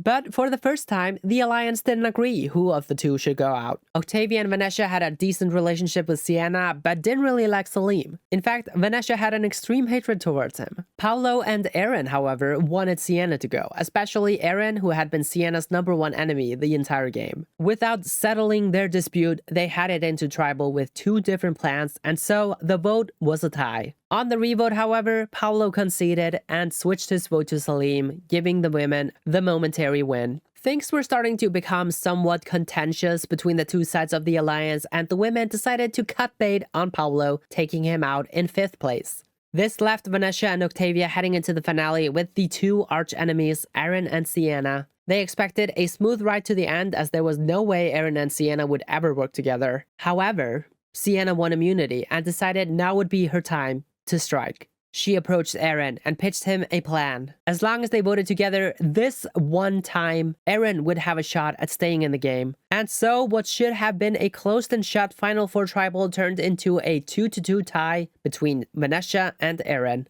A tiebreaker took place, fire-making competition of course. Thankfully for Octavia, Vanessa beat Aaron, and Sienna's valiant effort to flip the game went down in flames along with Aaron's elimination. Now all Octavia and Vanessa had to do was beat Sienna in the final 3 immunity challenge, and they would make it to the final tribal council. Vanessa managed to pull it out, voted Sienna out, and the 2 women had done it. At final tribal council, it became instantly clear that Vanessa didn't stand a chance, as she was not the most well-liked, while not a single person on the jury disliked Octavia. In a 5-2 vote, Octavia won the game, and to top things off, she also became the first and only winner to also be voted as the fan favorite in the same season. Then we have also from Get Famous, Octavia Moon. Octavia and Vanessa bonding slightly, which has a lasting impact. And we have a large alliance forming here. It is Knox Greenberg, Alana McKinnon, Mark Eggleston, Octavia Moon, Vanessa Kayaputri, and Vivian Lewis. Another alliance forming here. It is Izzy Fabulous, Alana McKinnon, Octavia Moon, and Vanessa Kayaputri. So it's kind of a sub-alliance from the big alliance, but they're also pulling in Izzy Fabulous here. And Izzy is gonna leave the 4-person alliance. This was a temporary alliance. He's out. Now it's only the 3 women left. 7th person voted out of Sims 4 Survivor Copperdale. It is Alana McKinnon. She had such a good social game at the beginning of this game, and then it just all fell apart at the swap. So we are tied, deadlocked, Vivian versus Alika, and the last one goes to Alika. 8th person voted out of Sims 4 Survivor Copperdale. One of the athletes flipped on Alika. It was Paolo. Oh my god. So Paolo, he is bonding with the cheerleaders, votes with them, forces a tie, and Aaron, he flips on the revote. He doesn't want to go to rocks. But Paolo and Octavia now with a medium bond. Alright, interesting. Octavia may be responsible for flipping Paolo in the last vote. But we have our first merge alliance. It is Aaron Bida, Octavia Moon, and Paolo Rocca coming from the Mathlete Beach. And they pull in Vanessa Kayaputri. Of course, Octavia and Vanessa, they are in that final 2 alliance, right? Honestly, Octavia Moon might be taking this. I feel like she hasn't really rubbed anyone the wrong way. Like, nobody dislikes her. So if she's sitting in that final 2 seat, I think she just gets all the votes. 1 vote left. And the last vote goes to Salim. We're tied. What? The alliance, they did not vote together? The 13th person voted out of Sims 4 Survivor Copperdale. Salim Benali. Paolo flips on the revote. He did flip, but he didn't commit to the flip. I don't know what he's doing. He kind of screwed himself over. We're into the finale. We got the final 4 here on this season that is defined by its absolute nastiness. Sienna and Aaron, they hate each other. Vanessa and Octavia now with an unbreakable relationship. But Sienna, she wins immunity. She was on the out, so it's definitely going to be Aaron voted out tonight. The first vote is going to go to Vanessa. 1 vote, Vanessa. Second vote goes to Vanessa. What? Did Aaron and Sienna actually stick together for a vote? That is wild. And the last vote goes to Aaron. We're tied. Final vote count, 2 versus 2. We're tied here. Aaron Bida and Vanessa Kayaputri, they are gonna have to go into fire. But let's find out who wins fire making. It is going to be Vanessa. She wins fire making. Unfortunate for Sienna. She tried to pull a move. It flopped. Aaron, the tribe has spoken. Vanessa, she wins immunity. Unfortunate for Sienna. She is definitely gone here, right? She tried her best to flip it on Vanessa. Didn't succeed, but she made an attempt. We have our final 2 of Octavia Moon and Vanessa Kayaputri. And the 6th vote goes to Octavia. 4 votes, that's enough to win. Octavia Moon is the winner of Sims 4 Survivor Copperdale. Was there ever any doubt? Honestly, not really. I mean, in a season where everybody was fighting all of the time, she was the only person liked by every single person on that jury. Octavia was also the fan favorite. That's a Sims 4 Survivor first. She is the first winner to also win fan favorite. All hail our current reigning Octavia Moon, the most winningest winner of all time. Next up, we have what I have coined as the Cinderella story of Sims 4 Survivor, when Rohan Elderberry went from a second boot to a Sims 4 Survivor winner. He initially competed on Generations where, as I said, he was the second person voted out of the game, but he got his second chance at the game when he was arbitrarily chosen to be one of 4 returning players on Occults vs Normies, mainly due to being kinda bland looking. Rohan was a member of the Normies tribe, a tribe composed of some of the most normal, average-looking Sims in the game. The Normies performed exceptionally well in the challenges early on, and so Rohan was at no risk of getting voted off as early as he had on Generations. He used this period of safety to ingratiate himself within his tribe and was quickly among the most well-liked players on the tribe, forming early bonds with Denzel Rivera, Serena Bamra, and Sanjali. After the tribe swap, Rohan's game started to take off when he managed to find a hidden immunity idol in episode 8, and in the same episode formed a 3-person alliance with his former Normies tribe mates, Juliana Sage and Serena. When they went to tribal, the former Normies successfully split the vote against the two former occult members on their tribe and took out Patchy even if neither of the occults had an idol. At the merge, the original Normies had an overwhelming majority over the original occults, and so they orchestrated a plan to wipe out the remaining occults by splitting their votes on Gemma Charm and Grim Reaper. However, the plan ended up failing when Gemma countered the split by pulling in her own allies she had gathered in the pre-merge, including former Normie members Sunja and Becca Clark, who were at the bottom of the original Normies. They eliminated Akira Kibo, which was not a massive loss for Rohan as he wasn't really an ally of his, but he was a potential number for Rohan moving forward, as Akira was tightly aligned with Rohan's close ally, Serena. After getting spooked during this tribal, Rohan misplayed his idol on himself in the next episode in fear of being the next to be blindsided, but he ended up receiving no votes. Instead, Becca was voted out for going against the Normies, and things were back on track for the majority. With Becca's elimination, Rohan became the sole returnee left in the game as the two returning players from the starting Occults tribe had been eliminated in the pre-merge. The following few tribals went smoothly as the Normies regained their momentum by voting out most of the remaining Occult members. The trio of Rohan, Serena, and Juliana added Denzel and Sanjay to their numbers at the final 8, both of which had grown to be incredibly close to Rohan. The 5 of them were a very dominant majority and pretty much ran the rest of the game. Their first victim was surprisingly Tia Bailey, as she had been voting with them the entire game, but they felt she had become disposable and could become a tantalizing goat for someone to drag to the end. They then attempted to take out the Night Wraith, who was left by himself after losing his #1 ally Bonehilda earlier on in the merge. However, Denzel had other plans. He actually had a decent relationship with the Night Wraith and saw him as a potential tool to go against the Alliance later on if need be. The Night Wraith had an idol and, after getting tipped off by Denzel, played it on himself, negating 4 of the 5 votes from the Alliance. This allowed the Night Wraith and Denzel to choose who to eliminate, and they decided on Gemma, as Denzel was still protecting the members of his larger alliance despite going against them for this vote. After this betrayal, Juliana was done with Denzel. She decided to leave the alliance and instead allied herself with the Night Wraith. Unsurprisingly, this went poorly for her as the alliance just decided to vote her out instead, especially as she had made an enemy out of Denzel who would have been the only other person whose vote she could have gotten. The following final 5 tribal, the Night Wraith was finally eliminated in a unanimous vote, with even Denzel cutting bait on him as the Night Wraith had started to gain momentum within the jury as the underdog of the season. Worth noting, however, that Rohan happened to be the only other person not immune at that tribal council, as Sanjay had 1 immunity and also held both immunity idols left in the game, which she played on Serena and Denzel. Had Sanjay decided to make a move here and played one of her idols on the Night Wraith, Rohan could have easily been eliminated as the Night Wraith cast his vote for him, which was the only time Rohan received a vote against him the entire season. But Sanjay was not a very bold player, and so she made an absolute dud of a non-move by maintaining the status quo.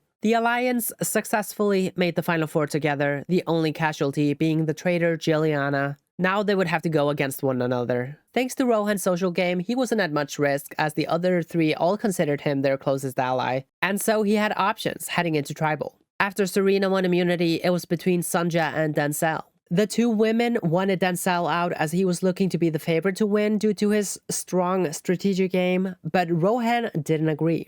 Sanjay's sudden surge in the game at the last tribal made him reconsider her winning prospects, as her flashy move of playing 2 immunity idols might have tipped the scales in her favor in the eyes of the jury. On top of that, she was no slouch in the immunity challenges either.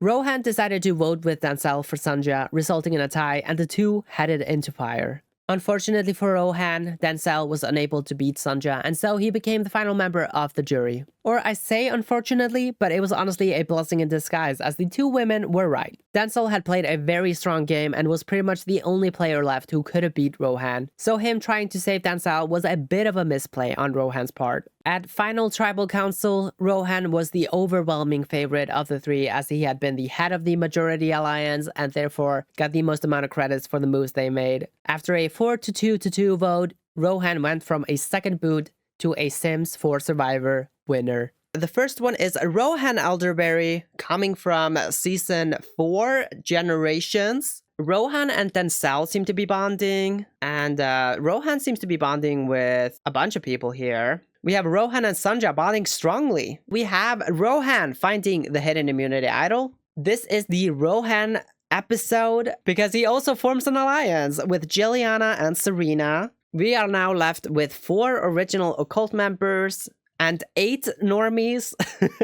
Rohan, he's gonna use the hidden immunity idol on himself. Any votes cast against Rohan will not count. First vote is gonna go to Becca Clark. 1 vote Becca. Rohan wasting an idol, RP. Returning player doesn't make it very far. Maybe that's why Rohan used his idol. He was like, well, it seems like they're gonna go for the returning players. It could be me, it could be Becca. I'm not gonna take the risk. But that means that Rohan is now the only returning player here remaining. He could definitely be in trouble. Serena and Rohan now have an unbreakable relationship, and Rohan and Dancel now with an unbreakable relationship as well. I don't know what happened, but Rohan has suddenly the best social game.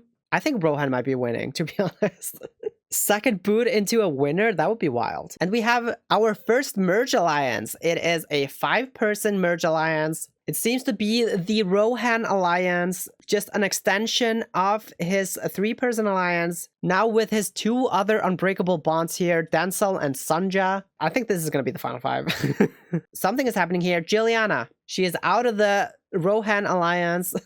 And she is going to form an alliance with the Night Wraith. The Night Wraith is gonna stand up, use his idol. Any votes cast against Night Wraith will not count. Night Wraith does not count. So the big alliance, they did cast all their votes against the Night Wraith. The 14th person voted out of Sims 4 Survivor Occults versus Normies. Gemma Charm. No, wait, hang on. Gemma votes for the Night Wraith. Dancel voted for Gemma. Oh, interesting. And then Night Wraith votes with Dancel to vote out Gemma here. Was I sleeping on the Dancel Night Wraith connection? Sanja, she finds the idol. Rohan may be dropping in the social climate of the game here a little bit. And I think Dancel is going up. So maybe Dancel is winning this game. I definitely think it's between the 2 of them. And the 15th person voted out of Sims 4 Survivor Occults versus Normies, Jilliana. They did not like that she left the alliance. Yeah, even Rohan flips on her. Sanja finding the other hidden immunity idol. So Sanja, she has 2 immunity idols entering this final 5 tribal. Sanja could try to use her idols to take out Rohan. Immunity goes to Sanja. So she is absolutely gonna dictate this tribal. Sanja could absolutely win. Like, this could be the flashiest tribal of the season, and that could just, like, seal the win for her. If anyone has a hidden immunity idol and would like to play it, now's the time to do so. Sanja, she stands up. She's gonna use her idol on Dancel. Any votes cast against Dancel will not count. But Sanja is also gonna stand up and use her idol on Serena. Any votes cast against Serena will not count. It is gonna be between Rohan and the Night Wraith. Okay. The 16th person voted out of Sims 4 Survivor Occults versus Normies. It's gonna be the Night Wraith. Alright, the big alliance, they stuck together. Honestly, I think Sanja needed to make a bigger move here. If she had taken out Rohan, it would have been a massive play, but she played it safe. I think Sanja is kind of drawing that. I don't know. I feel like if I was on the jury and I saw her make the safest play ever with 2 immunity idols and an immunity necklace, I would have been like, really?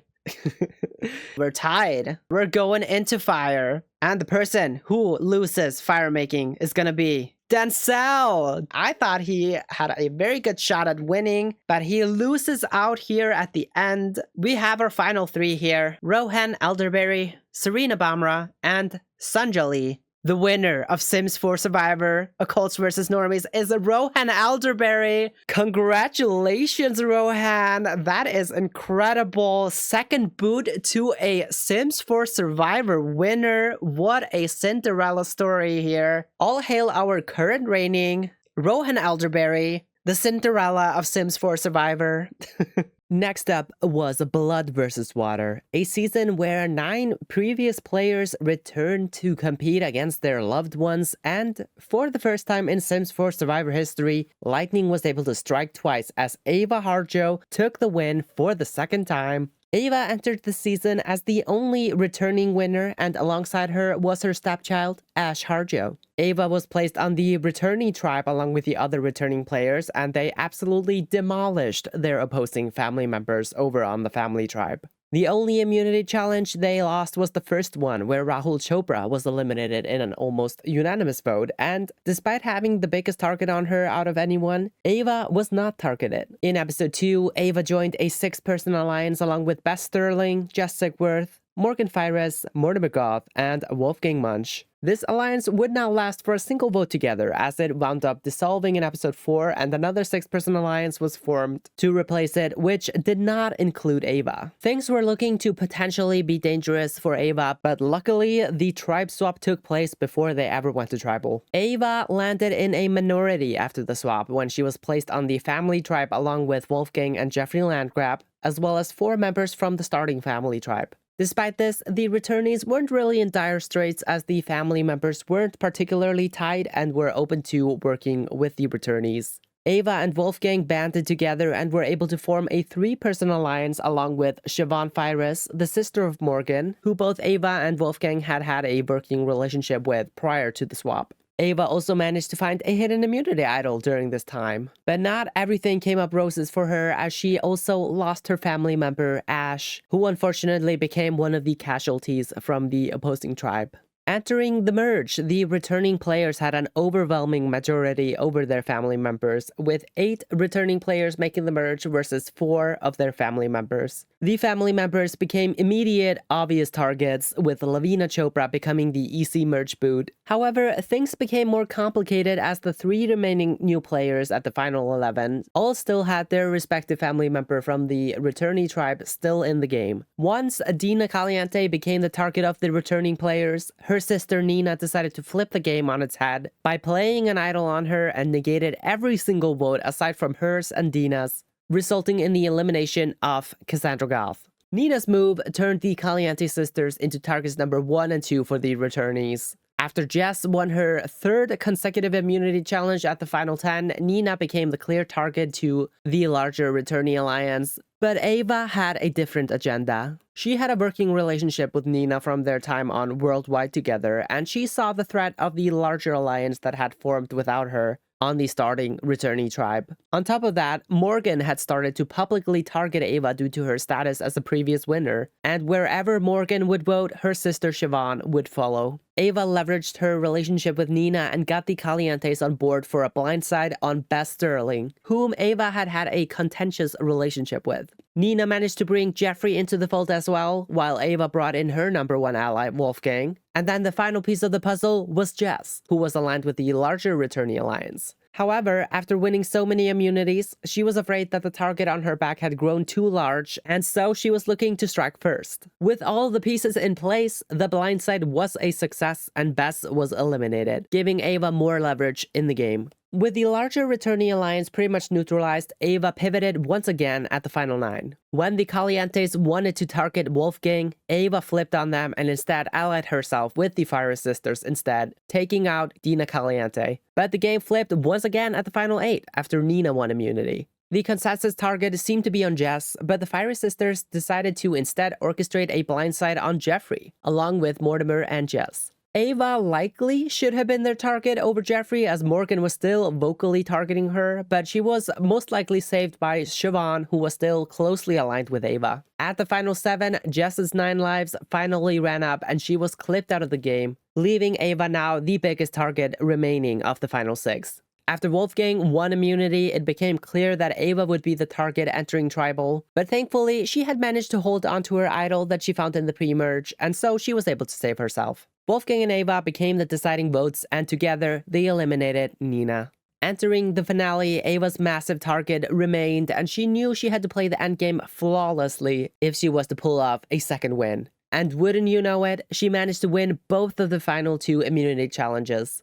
Mortimer went out in 5th place, and despite her attempt at saving him, Wolfgang lost firemaking at the final 4 against Morgan and became the final member of the jury, leaving Ava to enter final tribal council against the 2 Fire Sisters. It was pretty clear that Morgan was drawing dead out of the 3, as she hadn't accomplished her goal of taking out Ava, and so it was between Ava, the big threat, and Siobhan, the underdog. Siobhan made a compelling case for herself, but she didn't really stand a chance sitting next to a previous winner who had played a very dominant game, and so Ava emerged victorious in a 6-3-0 jury vote. Then we have the only winner that is returning on this cast here. We have Ava Harjo, the winner of Sims 4 Survivor Worldwide. We have our first alliance. It is a 6-person alliance. Ava Harjo, Beth Sterling, Jess Sigworth, Morgan Fires, Mortimer Goth, and Wolfgang Munch. And something is happening with the big alliance. It dissolves. It's done. However, a new alliance is formed. Kick out Ava Harjo and Wolfgang. Pull in Jeffrey and Nina. We have Ava Harjo finding the hidden immunity idol. She probably believes that she has to do whatever it takes to get to the end. Otherwise, it's going to be an obvious target for everybody. But we have an alliance, our first cross-tribal alliance. It is Ava Harjo, Siobhan Fires, and Wolfgang Munch. This is going to be a battle between the Returnee Alliance and the Family Alliance, I think. But then we also have these, like, relationships. So I'd imagine that, like, Nina, Morgan, and Mortimer are gonna want to protect their respective family member. And maybe Bess, Jeffrey, and Jess would like to get rid of them so they won't turn on them. If anyone has the hidden immunity idol and would like to play it, now is the time to do so. Nina Caliente is gonna stand up. She's gonna use her idol. And she's gonna use it on her sister, Dina Caliente. Dina does not count. 9 votes negated. I imagine the last 2 votes are gonna be Nina and Dina's votes. Let's see who they decide to give the boot to. And the 8th person voted out of Sims 4 Survivor Blood vs. Water, Cassandra Goth. The Caliente sisters, they idle out Cassandra. But we have Morgan and Ava with a strong dislike. Oh, that's not good. She's like, why is Ava Harjo still in the game? Like, she won already. What are we doing? Morgan and Ava, they have an extreme hatred toward one another. Morgan, she is like, why the fuck is Ava here? Why? She won already. Let's get rid of her. And nobody's listening. We got the final 6 here. Ava Harjo, she is gonna stand up and use her hidden immunity idol on herself. First vote is gonna go to Ava. Does not count. Ava does not count. Ava does not count. The 13th person voted out of Sims 4 Survivor, Nina Caliente. Yeah. I mean, she would not have been voted out here. She got Morgan and Mortimer to vote with her against Ava. Nina idled out of the game here by her previous castmate, Ava Harjo. Ava Harjo, our previous winner, the only returnee on this season to enter her second finale. So Ava Harjo could be our first 2-time winner. Let's find out who wins. It is going to be Ava Harjo. She easily could have gotten the boot here. I mean, once again, previous winner.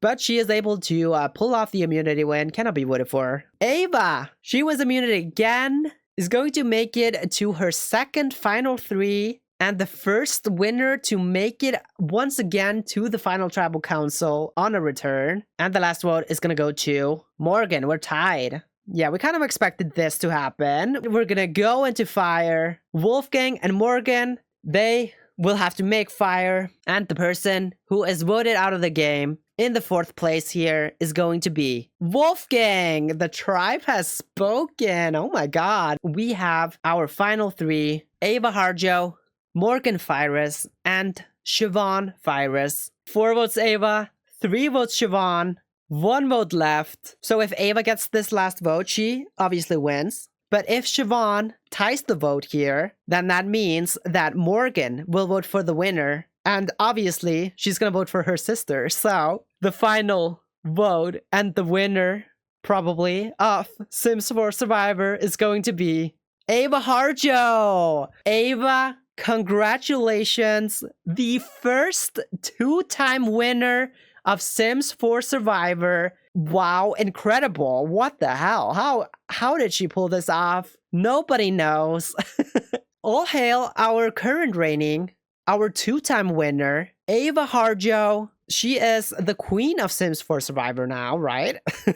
Next up, we move to the scorching heat of Chestnut Ridge, where we saw Jacob Volkov emerge as an unexpected out-of-nowhere winner. Jacob started out on the horse tribe, but his winning story didn't start rolling until episode 3, where he joined a 5-person alliance along with Aquasong, Kenneth Houston, Camille Soto, and Kim Goldblum, with Christopher Michelson also joining as a 6th member the following episode. Together, they convincingly ran the horse tribe until episode 5 when they were split up due to the tribe swap. Jacob was selected to join the Ranch tribe alongside his two allies, Aqua and Kenneth, where they joined the former Ranch members Ava Capricciosa, Marcel Price, and Roberto Crinkletop. During his time on the post-swap Ranch tribe, Jacob grew very close to Aqua and the two formed a final two alliance together against Kenneth's back. After losing the immunity challenge, the two of them decided to scorn Kenneth even further when they teamed up with Ava and Marcel to take out Roberto, leaving Kenneth to vote incorrectly. This, as well as the impending merge, caused the larger Horse Alliance to dissolve.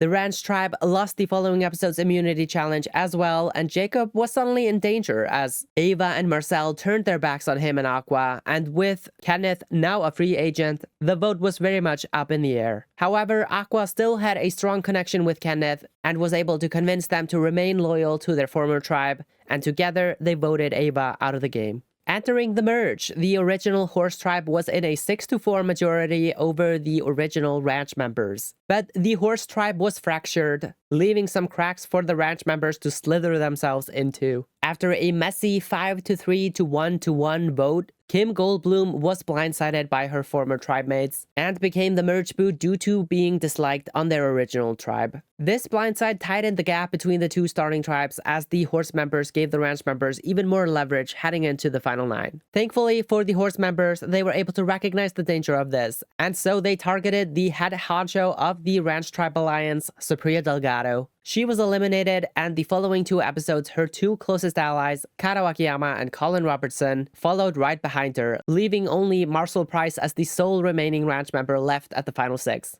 During these 3 rounds, Aqua and Jacob were able to re-establish a portion of their former majority alliance and made a new power alliance composed of the 2 of them, their ally Kenneth, and Camille. It seemed like Marcel's days were numbered. However, he had been using his time effectively throughout the past few rounds to ingratiate himself within the merged tribe and sucking up to the Power Alliance. He had a particularly strong relationship with Kenneth, which had saved him once before already when Kenneth forced a tie at the final 8 to take out Kato over Marcel. And Marcel's social game would save him once again at the final 6 when the Horse members turned on one of their own in Christopher, instead of targeting Marcel. He only survived briefly, however, as he was now left in a 5-person tribe with a 4-person alliance that he wasn't a part of. So when he wasn't able to win the final 5 immunity challenge, he was sent straight to the jury. The 4-person Power Alliance had become the final 4 heading into the finale, and things were looking somewhat rough for Jacob, as it seemed almost impossible for either him or Camille to beat either Aqua or Kenneth if either made it to the end. The two were also the strongest physical players of the season and had won the majority of the post-merge immunity challenges.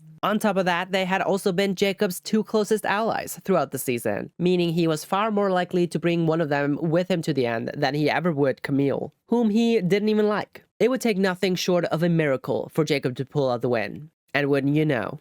At the final 4, Kenneth was shockingly removed from the game after sustaining an injury. Kenneth was looking to have a convincing win on their hands after playing the strongest social game of the season, and all but guaranteed a spot at Final Tribal Council, but now that they were no longer in the picture, the game blew up wide open. Suddenly, it was anyone's game, and Jacob saw his path to the win. He could just about taste it. Fueled by this sudden revelation, Jacob emerged victorious in the final immunity challenge and was able to all but guarantee his win, as he was now not only secured a spot at Final Tribal Council, but would also get to choose his opponent. Jacob made the most cutthroat move of the season, perhaps the most cutthroat move of the entire series, when he cast his vote for his number 1 ally, Aqua, opting instead to take the easy beat and Camille to the end instead. At Final Tribal Council, Camille put up a good fight and was actually able to flip a handful of votes her way thanks to her performance. But her general unlikability was too much of a hurdle for her to pull out the win. So by a vote of 4-3, Jacob was crowned the winner of the season. Another occult we have here is Jacob Volkov from Werewolves. And we have our first alliance. It is Aqua, Camille, Jacob, Kenneth, and Kim Goldblum. Christopher is gonna join the alliance. But we have a twist. It is going to be a tribe swap. And these 2 trios, they will swap tribes. So we have new tribes here. We do, however, see a new alliance forming. It is Aqua and Jacob. A final 2 deal here may be forming. Kenneth is not being included in this, so I'm guessing this is gonna be their ride or die alliance. And then we have Horse Alliance number 1 dissolving. Oh no. Wait, wasn't Jacob also in this alliance? Hang on. Yeah, Jacob is here. I don't know why he's not showing up, but whatever. It doesn't matter. It's done anyway. Oh, Jacob leaves the alliance. Okay, well, I spoke too soon, I guess, but whatever. Anyway, this alliance, it's done. It all comes down to the last vote, which I'm assuming is going to be Kenneth's vote. Are they still pissed off that they were left out on the last vote? Let's find out. The 6th person voted out of Sims 4 Survivor, Chestnut Ridge, Ava. Oh, I was kind of hoping Kenneth had flipped on them, but they did not. But we have a new alliance. Our first merge alliance. It is only original Horse Tribe members. We have Aqua and Jacob, their final 2. And they pull in Camille and Kenneth. Have our alliance here, making it into the finale, the final 4. Jacob, he has been kind of a wishy-washy player. He's been a very ends justify the means type of player, mostly just like skating past the game, aligned with people that he has not been particularly loyal to, mainly just for his own personal gain. And then finally, we have Kenneth Houston, who has been by far the best social player on this season. I think Kenneth is easily the threat to win now. They also have such a good relationship with pretty much all 3 of them, so I doubt that Kenneth is not going to sit at that final 2 seat. But Kenneth is medically evacuated from the game due to an injury. What? This is unexpected. This just blew the game up wide open. Okay, well, final 3. Okay, I think Aqua is locked in the end, and now I think Aqua is going to win. How the tables have turned. Jacob, he wins immunity. He gets to choose who's going to sit next to him. Is he going to make the strategic move of taking Camille with him to the end, even though he hates her? Or will he make the mistake of taking Aqua with him? Jacob, he has the necklace. He gets to decide who goes out. He will cast the sole vote to be eliminated. And the 13th person voted out Sims 4 Survivor Chestnut Ridge. The person that Jacob has decided to send out of the game is going to be Aqua! Whoa! I did not expect this. Jacob makes the strategic move to take Aqua out of the game, takes the goat to the end. Wow. Okay, Jacob, I think he just won the game with this move. We got our final 2 here. Camille Soto, Jacob Volkov. Definitely not the final 2 I expected going into the season. And the next one goes to Camille. Oh, I did not expect Camille to get votes here. This is incredible. Jacob, we're tied. 3 votes Jacob, 3 votes Camille. It is all gonna come down to the final vote. The winner of Sims 4 Survivor, Chestnut Ridge, Jacob Volkov. Congratulations, Jacob. All hail our current reigning, Jacob Volkov. A very surprised winner here. I feel like is gonna be considered one of the worst winners. We go from the harsh climate of Chestnut Ridge over to the scenic forest of Granite Falls, where we saw Dara Kham emerge as the 13th winner of the show. Dara was placed on the Herbalism tribe and early on formed a tight trio with Faye Harris and Mae Prescott. The 3 women became the nucleus of the tribe and ran the roost up until the tribe swap in episode 4, where Dara was swapped over to the opposing camping tribe, isolated from her 2 closest allies. Dara was in a very dangerous position over on the camping tribe as she entered the tribe alongside her former tribe mates Derek McMillan and Rosh Rasoya, who had formed a men's alliance to oppose the 3 women, and her only ally tagging along with her being Ian Robles. She got lucky, however, as Thomas Collette became the first target of the tribe. He had been somewhat of a social pariah over on the original camping tribe, so they were itching to get rid of him. In episode 6, both tribes would attend tribal, and Dara was looking to be the one targeted by the former camping members on her tribe, as well as Derek and Raj. She was able to clutch out an individual immunity win in the challenge, saving herself in the process. But unfortunately, the target moved over to Ian instead, and so Dara lost her sole ally remaining on the tribe. The following episode was by far the biggest danger Dara was in throughout the season, as she would have been an obvious consensus boot had her tribe lost the immunity challenge. Luckily, they won the challenge, and Dara just barely survived long enough to make the merge. Entering the merge, Dara turned on her former camping tribe mates without a second thought and reunited with her 2 allies from the pre-swap, Faye and Mae. The three of them, along with the rest of the post-swap herbalism tribe, targeted the former camping members and successfully took two of them out of the game without a hitch. Tagging along to the Women's Alliance was Sydney Price, who had been another social pariah in the early game on the starting camping tribe, and so he was more than happy to be picked up as a pawn for the three women. Things were looking promising for them, but there was trouble brewing. May had started to waver in her loyalty towards the women and began rallying numbers for her to use against Dara and Faye, believing Dara to be the biggest threat to win left in the game. Word of this got back to Dara and Faye, and so they began gathering numbers of their own to defend against the inevitable attack from May. They formed another three-person alliance, this one with Raj Rasoya, who had just lost his #1 ally Derek in the beginning of the merge. A cold war was brewing. Dara and Faye versus May. But neither side was willing to pull the trigger until they had removed some of the outside pieces of the board. And so, the two sides of the battlefield kept their daggers hidden behind their backs while marching together against their common enemy. After the first two eliminations of the merge ended in success, things took another turn at the final 10. The target landed on Penny Pizzazz, who had managed to win 2 individual immunity challenges in a row and was shaking up to be a formidable player. It was an easy, unanimous vote against Penny. Too easy, perhaps. At Tribal, Penny revealed that she had been holding on to a hidden immunity idol, and so she negated every single vote aside from her own, and eliminated Lilith Pleasant, who was one of the trio's allies. Penny's victory was short-lived, however, as she ended up just getting eliminated the very next episode. The threat of the post-swap camping tribe had been successfully neutralized, and now only Dara, Raj, and Candy Bear remained of them. No one was really worried about Candy, however, as she was mostly a loose cannon doing her own thing, gaining her the nickname Hot Mess Candy. Instead, the final 8, 7, and 6 tribals were used to call some of the players who could end up as endgame goats to take to the end. First was the unanimous vote of Ukapanipo Hekakia, who wasn't really aligned with anyone but had won a couple of challenges and was therefore a potential physical threat if left unchecked. Then was the elimination of Alice Spencer Kim, who had once been one of May's numbers but had turned on her. What was interesting about that vote, however, was that Dara knowingly voted against the majority in favor of Alice as a form of jury management. This would secure Dara Alice's vote in the end, where, as you'll learn in a bit, every single vote counted.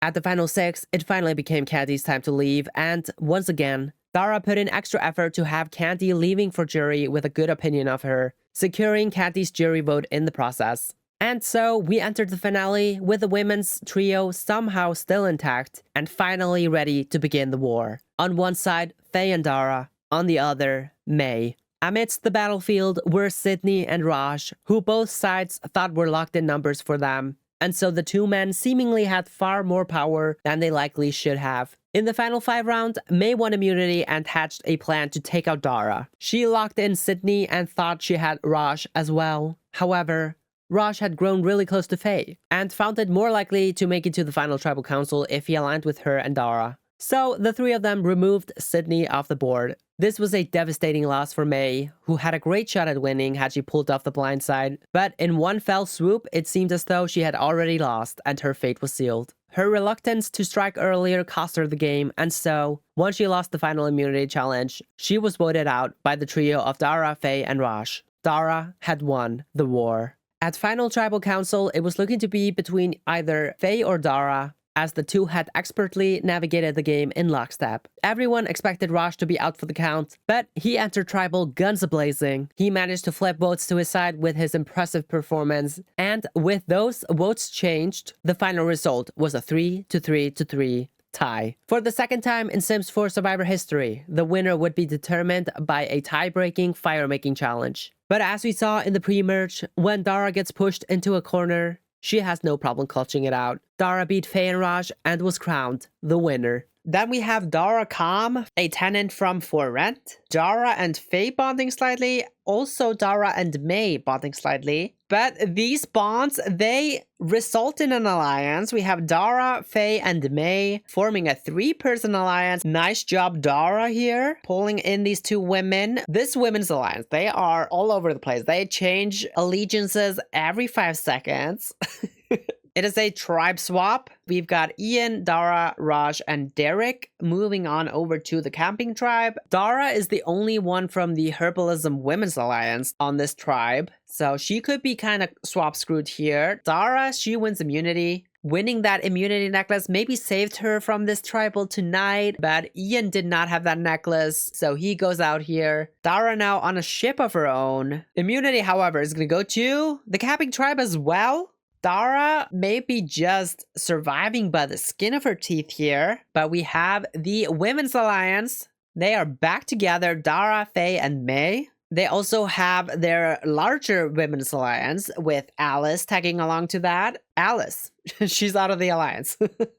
Out of the Women's Alliance. But Sydney is going to join the other Women's Alliance.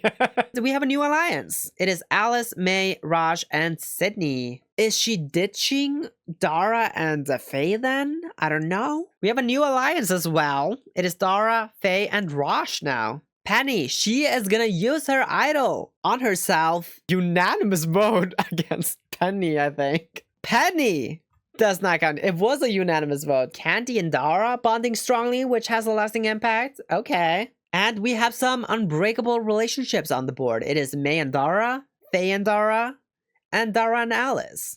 Okay. Dara Calm suddenly with really strong relationships here on the board. I would definitely think she is the one to beat at the moment. We got our final 5 here, entering the finale.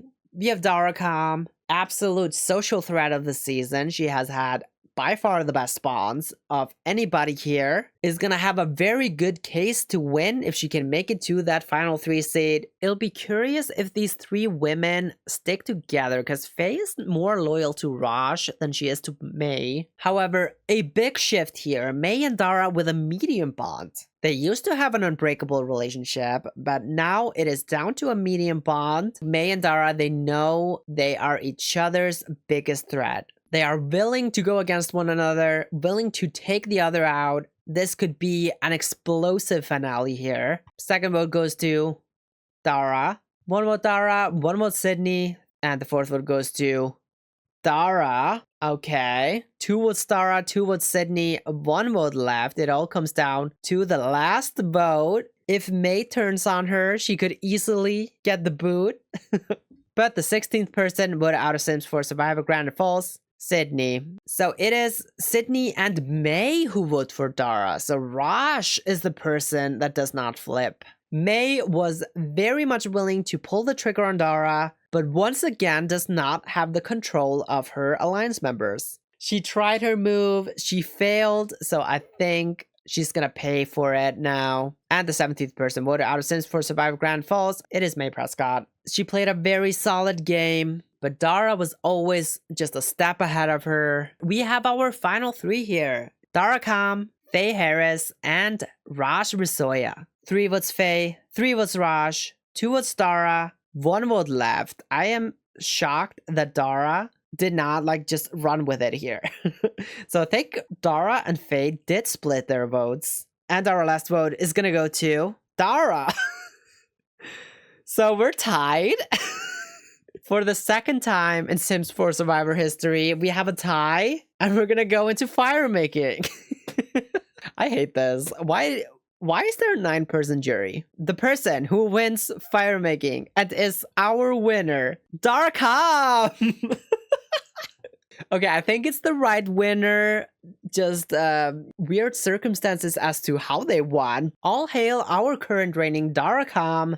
Messy finale here, but a very strong winning game here. Inspired by Rohan's surprise victory on Occults vs Normies, the 14th season was early outs, where 18 players who had been one of the first 3 boots on their original season returned to redeem themselves. Here we saw Kevin Puri take the win after his explosive 1-episode run on Generations, where he managed to find both an idol and the legacy advantage, only to get eliminated first. Kevin was placed on the first Boots tribe and wouldn't go to tribal until episode 6, as the third Boots tribe lost every single immunity challenge aside from the last prior to the swap. During this time, Kevin formed a strong relationship with Eric Lewis, who ended up being his closest ally throughout the season. After the tribe swap, Kevin remained on the first Boots tribe, and after they went to Tribal, Eric joined them as he had been sent to exile during the swap. Their bond strengthened despite Eric also being aligned with Ted Roswell, who Kevin didn't like at all. But Kevin also began forming a relationship with Janae Price, who had been on his starting tribe as well. Kevin made the merge without much trouble and without really doing all that much game-wise either. The original First Boots had a large majority at the merge, having only lost a single member in the pre-merge. And so they became the target for the other two starting tribes. Ted became somewhat of a social pariah, and so Kevin threw him under the bus as a sacrificial lamb. He managed to convince Eric to go against Ted even though he was his ally, and so Ted became the merge boot without much fanfare. With Ted gone, the First Boots didn't seem like as much of a threat, which gave them some wiggle room to form strategic bonds with the other players. Kevin and Eric finally solidified their alliance and decided to bring in Malcolm Landgrab as well, a member of the former Second Boots tribe, who Kevin had bonded with as soon as they hit the merge beach. The original Second Boots became the targets, even amongst each other, as Second Boots members Lilith Fatur and Jenna Akiyama absolutely hated one another and had been gunning for each other since basically day one.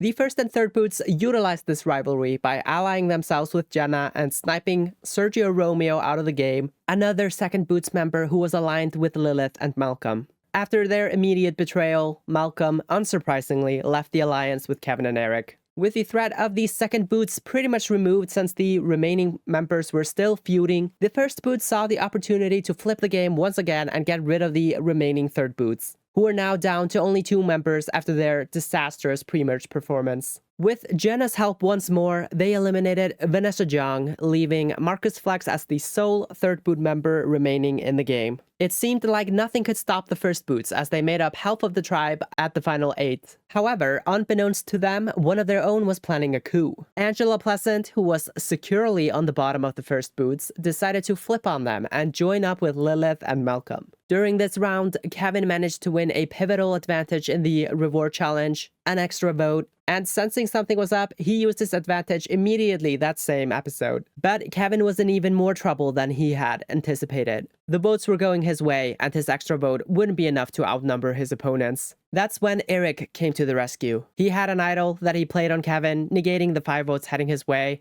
and idling Marcus out of the game. With the Third Boots completely off the board now, a battle between the First Boots and the Second Boots was in full swing. With Angela switching allegiances, the First Boots were in a deficit. They had to come up with something, and come up with something they did. Kevin and Eric realized they could still weaponize the Lilith and Jenna rivalry. They offered a temporary truce with Lilith and Malcolm, and in exchange, they would help them get rid of Jenna. Somewhat surprisingly, they accepted the deal, and Jenna was eliminated in 7th place. And so, the final 6 was split right down the middle. On one side, Kevin, Eric, and Janae, the original First Boots. On the other, Lilith and Malcolm, plus Angela. They had worked together in the prior tribal, but that temporary alliance was over. Now it was time to go head-to-head. Eric won the immunity challenge, which, by the way, he was a massive comp beast on the season and was able to match Mickey's record by the end of the season with 5 immunity wins under his belt. But with Eric immune, the Second Boots targeted Janae, while the First Boots targeted Angela. Unsurprisingly, the vote resulted in a 3-3 tie, and on the revote, no one was willing to budge, and so rocks had to be drawn. Only 3 players ended up drawing rocks, as Eric and the 2 players who received votes were immune, meaning one of Kevin, Malcolm, or Lilith would get rocked out of the game. Malcolm ended up drawing the purple rock and was eliminated, with Kevin surviving to the next episode by the skin of his teeth. The First Boots won the battle, and seemingly the war. They entered the final 5 with their 3 members intact, and all they would have to do is take out Angela and Lilith. But Lilith wasn't willing to give up just yet. She had been bonding with both Eric and Kevin during the past few rounds, and her efforts paid off as the 2 brought Lilith into another 3-person alliance, icing out Janae in the process. Lilith turned on Angela, and so she was booted unanimously in 5th place. Then the newly formed alliance turned their backs on Janae, and when she was unable to win the final immunity challenge, she became the final member of the jury. It was looking to be Eric's game to lose at Final Tribal Council. He had matched the immunity record, he had played 2 idols, and he had been at the forefront of multiple powerful alliances. However, the jury had a different agenda. They weren't impressed by Eric's outwardly flashy game and instead were looking to crown someone who had played a strong social and strategic game without having to rely on immunities and idols. And so, the vote was between Kevin and Lilith. With Eric out for the count, Kevin was able to take full credit for the moves the two of them made, and so he was awarded the win in a 4-2-1 final result. Then we have someone I'm very excited for is returning here. We have Kevin Puri, and Eric and Kevin also bond strongly, which has a lasting impact. Kevin putting in some work here. Kevin and Malcolm now bonding slightly. We got Janae and Kevin bonding slightly. But we have a new alliance. It is Eric, Kevin, and Malcolm. Eric and Kevin officially allies now, and they pull in Malcolm for some reason. I think like this is an alliance in the making. Like I think they could definitely run the game if they decide to just link up. But immunity, it is gonna go to Kevin. Congratulations, Kevin. He gets his first immunity win in his Sims 4 Survivor career. But we have this alliance, the Boys Alliance. Malcolm, he's out. Listen, I'm gonna say that this is like an actual alliance. They're just not like putting it on paper, but they are definitely an alliance. Kevin wins an extra vote. Oh, okay. Definitely Eric and Kevin. They are the power duo here. But something is happening with the Lilith and Malcolm alliance. Angela! She decides to join the alliance. Okay. Angela making a move here. That just changes everything. All right, we got the final 8 here. But before we vote, Kevin, he is gonna use his extra vote. Eric, he's gonna use his idol. And he's gonna use it on Kevin. What? Okay, well, any votes cast against Kevin will not count. First vote is gonna go to Kevin. Does not count. Kevin. Does not count. Kevin. Does not count. Oh my god. Eric, how did you know? Kevin. Does not count. Holy shit. What? Kevin. Does not count. What? Oh my god. 5 votes negated. Next one goes to Marcus. And the 11th person voted out of Sims for Survivor early outs. It is Marcus Flex. Who flipped? Jenna, she works with her arch enemies in Lilith and Malcolm. Very sneaky Jenna, I think. She's like, okay, I'm seeing this like power alliance of Eric, Janae, and Kevin. I'm gonna have to do something about that. Interesting play by Jenna. And the 12th person voted out of Sims 4 Survivor early outs. It is Jenna. The two sides, they were just in mutual agreement to get rid of the swing vote. We have Lilith and Kevin with a strong bond. Whoa. Where did that come from? Lilith definitely is using her social capital to like get in with Eric and Kevin a little bit. 3-3, Angela versus Janae. They're seriously going to rocks. Kevin, we're deadlocked. We're gonna draw rocks. Kevin, Lilith, Malcolm, one of these 3 is gonna go out. And the person who draws the purple rock and is eliminated in 6th place is going to be Malcolm. Lilith is gonna join Eric and Kevin in their alliance instead. Move over, Janae. You are done. Lilith, she is in the picture. I think this is a lock for the final 3 unless Janae wins immunity. I would say Kevin has been very consistent. He has had good bonds throughout. I think he has a very good chance of winning. However, he's gonna have to get rid of Eric. Like, there's no way he beats Eric. I just don't think that's gonna happen. We got the final 3 here. Eric Lewis, Kevin Puri, and Lilith Bator. Honestly, I thought it was going to be a landslide win for Eric. What is going on?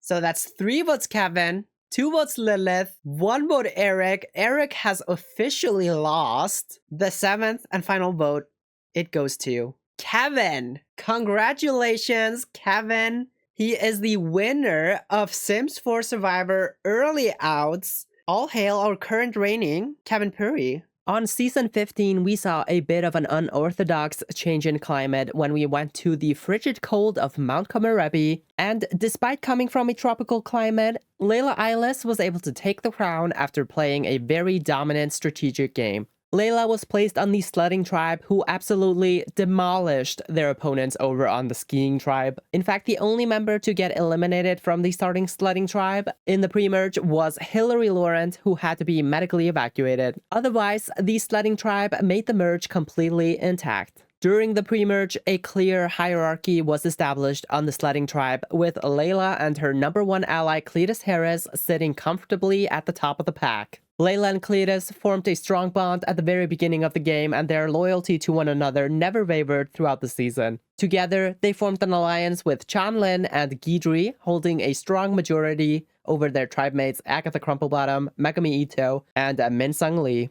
By the time the merge rolled around, the skiing tribe had been reduced to just Akram Elderberry and Lucha Harjo, as well as Dominic Fires, who re-entered the game due to a twist after being the first person eliminated. Despite this massive deficit, they were not targeted in the first merged tribal, as too much animosity had built up between the two sides on the sledding tribe. On one hand was Layla and Cletus, on the other, Megami and Minsung. After Layla won the immunity challenge, Megami and Minsung targeted Cletus, but unfortunately for them, they were unable to secure the votes of Dominic and Agatha, and so Megami was eliminated instead. With Megami gone, Minsung became persona non grata and the clear target heading into tribal. However, he managed to clutch out an immunity win, and so the remaining players had to change their plans. Gidri decided to leave the 4-person alliance due to his dislike for Chan, and that was enough to shift the target onto him. The following episode, Minsung won immunity once again, cementing him as the underdog of the season. With him being immune again, the remaining sledding members finally turned their sights towards the skiing members, and Akram was taken out without much fanfare. Now we were at the final 7, and Minsung's win streak ran dry, so he was taken out by Cletus, Layla, and their allies. However, the tribal was a lot closer than expected, as Dominic and Agatha flipped on the alliance and voted with Minsung instead. They made the mistake of targeting Lucha instead of working with him, and so his vote landed with the trio of Cletus, Layla, and Chan, giving them the 4-person majority and successfully getting Minsung eliminated. With the threat of Minsung now gone, Cletus and Layla turned their sights on the allies that just betrayed them. When Agatha won immunity, Dominic became the obvious target, but there was just one problem. Chan wanted Lucha out. The duo didn't agree with him, as they felt Lucha was an important piece in the endgame and were afraid Chan might turn on them with Dominic and Agatha at the final 5. So they left him out of the vote and allowed him to vote incorrectly. Chan was pissed off, and back at camp, him and Cletus got into an argument. But now that they had secured the loyalty of Lucha, there was nothing Chan could do. He had no choice but to remain loyal to the duo and hope to pull out an immunity win at the final 3. Agatha was eliminated unanimously, and Lucha followed right behind her. The 3-person alliance had now become the final 3 of the season, and all Cletus and Layla had to do was beat Chan in the final immunity challenge to reach the end together. Cletus managed to pull out the win, and so he eliminated their ally Chan. And with that, the duo had done it.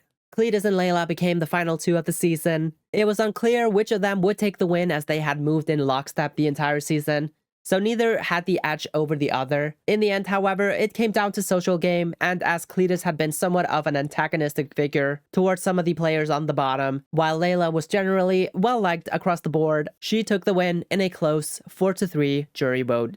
Next we have Layla Eilis, coming from Sulani. Cletus and Layla bonding strongly. Perhaps an alliance forming here between Cletus and Layla. But we have an alliance. Our first alliance, it is Cletus Harris and Layla Eilis, coming off of their bonding session in the last episode, and they bring in Hillary Lawrence. And then the alliance, we have Hillary leaving. But we have a new alliance. Cletus and Layla, they kick out Hillary maybe, bring in Gidri and Chan instead. So yeah, now we have a 4-person alliance here. Honestly, Layla and Cletus are kind of the powerhouses of this season so far. Layla and Megumi with a major fight. Okay. Layla and Cletus, they hate Megumi. But maybe because of that fight, Gidri decides to leave the 4-person alliance. They are now down to 3. It is Chanlin, Cletus Harris, and Layla Eilis. So Cletus and Layla kind of losing a little bit of social capital here. Layla and Cletus with an unbreakable relationship now. Nice. Look at this, Gidri. He's back in the alliance. Maybe he's like realizing that like they're probably entering the merge, and odds are that all of these people are gonna be just dominating the merge, so I think it makes sense to go back into the alliance. Megumi and Layla, they have a strong dislike as well. So Megumi and Minsung, they are so against Cletus and Layla. They are like, we gotta get rid of them. And Layla, she wins the first individual immunity of the season. Congratulations. On the beach, we have Layla and Megumi with a minor disagreement, of course. 4 votes Cletus, 4 votes Megumi. 2 votes left. Are we deadlocked? Maybe. And the 7th person voted out of Sims 4 Survivor Mount Komorebi. It is Megumi. That's what she gets for going against the large alliance. The larger alliance, they could have been going into rocks here, but Thankfully for them, that did not happen. They were able to convince Dominic to vote with them. Minsung may be flipping Guidry here, because he also leaves the alliance. And the 8th person voted out of Sims 4 Survivor, Mount Komorebi. It is Guidry. Wow, large alliance. They were like, you're gonna leave the alliance? Well, you're also gonna leave the game. Get out of here. Layla and Dominic with the medium bond. What? Okay. So Layla is the one pulling Dominic in on all these votes. And then Lucha and Layla with a small bond. Layla actually with an okay social game here, but she's a bit of a sleeper agent here. She has good relationships with the people on the outs, so maybe she is like buttering them up before they get sent to the jury. Because odds are she and Cletus are going to be the final two, right? We got Layla impressing the rest of the team. Of course, everybody likes her apparently. Honestly, if the two of them go to the end, I don't know who wins. I think both of them have played a very solid game, but also a very similar game. So I don't think either of them really stands out above the other. Layla, she wins immunity. And we got our final 3, which is the 3-person alliance. Chanlin, Cletus Harris, Layla Ilis. Chan definitely has to win immunity if he wants to make it to that final 2 seed. Can he do it? No. The 14th person voted out of Sims 4 Survivor, Mount Komorebi. It is Chanlin. Chan, the tribe is spoken. We got the final 2 here. Cletus Harris and Layla Ilis. The final 2 that was formed basically at the beginning of the season. They made it to the end together. We're tied again. 3 votes Cletus, 3 votes Layla. Just 1 vote left, and the winner of Sims 4 Survivor, Mount Komorebi. Layla Ilis! Congratulations, Layla! She knew she could go to the end with Cletus. She knew Cletus probably rubbed people the wrong way. All hail our current reigning, Layla Ilis. Just as the first All-Star season compiled the best players of the first 7 seasons of the show to duke it out once more, the second All-Star saw the return of the best players from the following 7 seasons. All-Stars 2 continued the trend of the winner being someone who played a great strategic game the first time around, but fell just short of the win when Denzel Rivera took the crown on his second chance at the game. Denzel was placed on the Director's Tribe along with his former castmate Bonehilda. Early on, he formed a strong bond with Sienna Grove, and the two formed a 4-person alliance along with Bonehilda and Marcel Price. They didn't last as a 4 for too long, as the very next episode, they booted Marcel from the alliance and instead formed a larger 6-person alliance with Ava Harjo, Jacob Volkov, and Jenna Akiyama as add-ons. Together, they took out Eric Lewis, perhaps an influence of Jenna's after getting blindsided by Eric on early outs. The alliance was split apart during the tribe swap in episode 3. Denzel remained on the Director's Tribe, but all of his allies swapped over to a different tribe, leaving Denzel in a rough spot. He wasn't completely alone, however, as Cletus Harris remained with him, who Denzel had a good relationship with. Alan Saja also remained on the tribe, and the 3 of them quickly joined up in an alliance and went to work to find the cracks within the former paparazzi members who had joined them. They went to tribal along with the Stylist tribe in episode 4 due to a twist, where Denzel was able to temporarily link back up with his ally Ava, and the two rallied their votes on Candy Bear. A second tribe swap took place in episode 6, and once again, Denzel remained on his starting tribe. Joining him were his newfound ally in Alan, his ally from his original alliance in Sienna, as well as one of his closest former allies from Occult vs. Normies, Rohan Elderberry. Things were looking promising for Denzel, but this turned out to not be the case, as Alan swiftly flipped on him to work with Rohan and Rohan's newfound number 1 in the game, Siobhan Fyrus. When they went to tribal in episode 7, Sienna and Denzel became the targets. But thankfully for the two of them, Sienna held a hidden immunity idol. She played it on herself and negated every single vote aside from hers and Denzel's, and with their 2 votes, they successfully idled out Marcel Price. After that tribal, Denzel had successfully made the merge and reunited with his original alliance. Jenna and Bonehilda had been casualties in the pre-merge, so the alliance had been shaved down to just 4 members, and with Alan's betrayal, Cletus and Denzel now remained in a final 2 from their original trio. The larger alliance would grow even smaller, as Jacob decided to leave the alliance out of nowhere, leaving just Denzel, Ava, and Sienna. At the first merged tribal, Ava became a target due to her status as a 2-time winner, but ultimately Dina Caliente became the easy consensus boot instead, as she hadn't really been aligned with anyone. The following tribal, the vote was completely split as different factions had different agendas. This allowed Denzel, Ava, and Sienna to pull off a plurality vote by pulling Jacob back into the fold for a tribal and Denzel pulling in his other ally Cletus. With their 5 votes, they took out Min Sung Lee, who was building up to become a very powerful player with disparate allies across the Merge tribe. At the final 11, the tribe was once again split, and after the vote tied, rocks were drawn. Unfortunately for Denzel, his ally Cletus drew the purple rock and was eliminated. There was a bit of a silver lining, however, as Cletus had been holding the legacy advantage, which he ended up gifting to Denzel once he got eliminated. The very next episode, Denzel bolstered his arsenal even further by finding a hidden immunity idol. But things once again took a turn for the worse, as Denzel lost yet another ally when Sienna was voted out, and the hits kept coming when his sole remaining ally, Ava, sustained an injury and had to be medically evacuated. Denzel's game was crumbling around him, and he had 2 choices. Just watch it burn to the ground, or get back up and pivot. Prior to Ava's evacuation, all 4 returning winners were still in the game, but after Ava went out of the game, it seemed as though a floodgate had opened, as if the other players had been given permission to target them. But an alliance helmed by Octavia Moon had now become the convincing majority at the final 8, which also included 3 of the players that had competed on Chestnut Ridge: Jacob Volkov, Kenneth Houston, and Lilith Vittor. Outside of the alliance was Rohan and Siobhan in their rock-solid final 2, as well as Alan and Denzel, who had both become free agents at this point. After Denzel won the immunity challenge, Octavia's alliance set their sights on Alan. However, he had an idol. He teamed up with Rohan and Siobhan, and together they blindsided Octavia, shifting the power once again. Denzel was still on the bottom of the tribe, but things weren't so dire for him as he still held an idol and the legacy advantage. Still, advantages weren't going to be enough to carry him to the end, and so he set out to do some work. He approached Jacob with a final 2 alliance, which he agreed to. Jacob then went on to win the immunity challenge, leaving Denzel vulnerable at tribal. He had to play his idol, and in the process negated the 4 votes heading his way, leaving Denzel and Jacob holding the majority of the votes. They blindsided Siobhan in order to split up her and Rohan. Things were looking up for Denzel entering the finale. He still held on to his legacy advantage and now had some footing in the game due to his newfound ally in Jacob. Jacob once again won immunity, which was the best case scenario as Denzel would have to play the legacy advantage anyway, and so the 2 of them were guaranteed to make the final 5 together. At tribal, Denzel played his advantage and negated the 3 votes cast his way. This once again gave Denzel and Jacob the power to choose who went out. They completed their decimation of the duo and voted out Denzel's Occult vs. Normies castmate,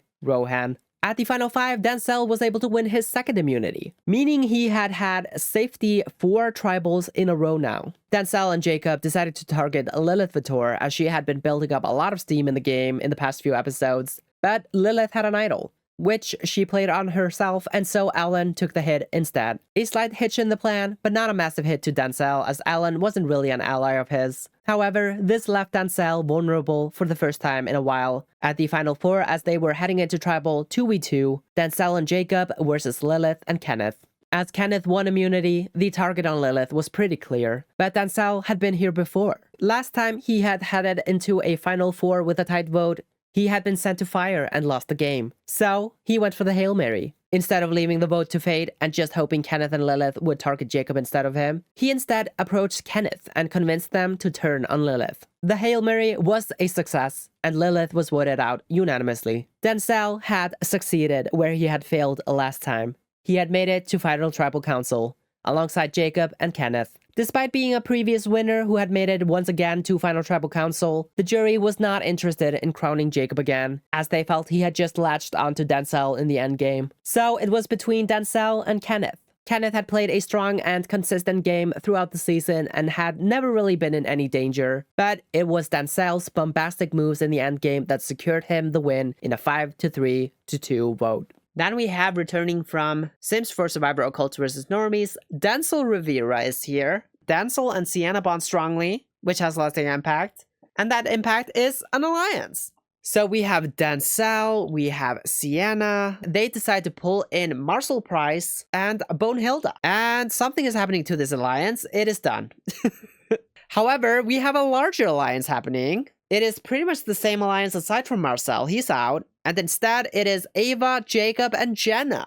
Denzel is completely isolated from his alliances. And then we have another alliance. It is Alan Saja, Cletus Harris, and Denzel Rivera. Denzel definitely recognizing that he's in a bit of a trouble here. Being isolated from his alliance, he's like, I gotta figure something else out. Alan, he is out of the men's alliance. Not sure why, but okay.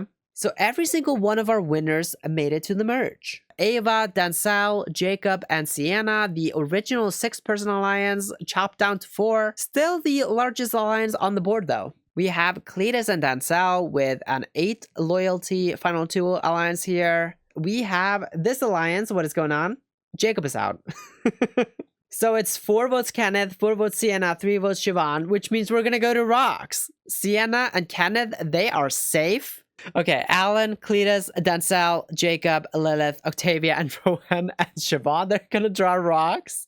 And the person who goes out, Cletus Harris. Wow, that's kind of wild. Cletus, he gives the legacy advantage to Denzel. We have Denzel finding the hidden immunity idol. So Denzel basically just picks up all of the items that Cletus left behind.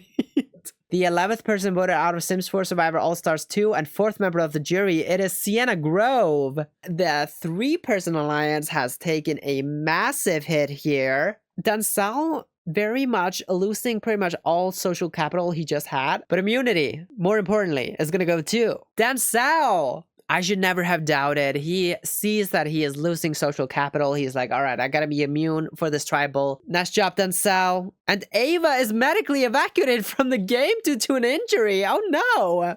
What? That is tragic though. I'm so sad to see her go, but Ava, she's done. Which also means Denzel, he has lost all his allies. That is very unfortunate. And this alliance here, Jacob, Kenneth, Lilith, and Octavia, they are now like half the tribe, so they have a lot of power here. But immunity is gonna go to Denzel again. He wins 2 in a row here. All right, nice job, Denzel. Maybe he just realizes he has to comp his way to the end. I mean, he also has that idol in his pocket if he needs it, and the legacy advantage. So I wouldn't count him out just yet. Alan, he does stand up and use the idol on himself. Smart move, Alan. I think he definitely needed it here. Alan does not count. Octavia, 1 vote, Octavia. Oh my god. Is Octavia gonna get dethroned here? Oh my god. The 12th person voted out of Sims 4 Survivor All-Stars 2 and 6th member of the jury. It is Octavia Moon. She should not have underestimated Alan Saja. I think she kind of had the game on lock. If this had not happened, she probably would have won again. We now only have Denzel with crap. It's a new alliance. We have Denzel and Jacob. Denzel once again showing his adaptability in Sims 4 Survivor. But he always finds another way, finds another opening for himself to crawl into. Denzel, he's gonna stand up. He's gonna use the hidden immunity idol on himself. First one is gonna go to Denzel. Does not count. Denzel does not count. Denzel does not count. Denzel does not count. Yeah, he would have been voted out. And the 13th person voted out of Sims 4 Survivor All-Stars 2 and the 7th member of the jury, it is going to be Siobhan. Wow. Denzel and Jacob, they vote her out. Huge move by Denzel here. Whenever something goes bad for him, he just shrugs it off and finds some way to flip it around and make something good out of it. Denzel, he stands up. He is going to use the legacy advantage, of course. First vote is going to go to Denzel. Does not count. Denzel does not count. Denzel does not count. And the 14th person voted out of Sims 4 Survivor All-Stars 2, Rohan. Same as his number 1 ally, idled out of the game by Denzel Rivera. Denzel and Jacob, the power couple here in the finale, they take out Rohan. We have Kenneth and Denzel with an unbreakable relationship now. But let's see who wins immunity.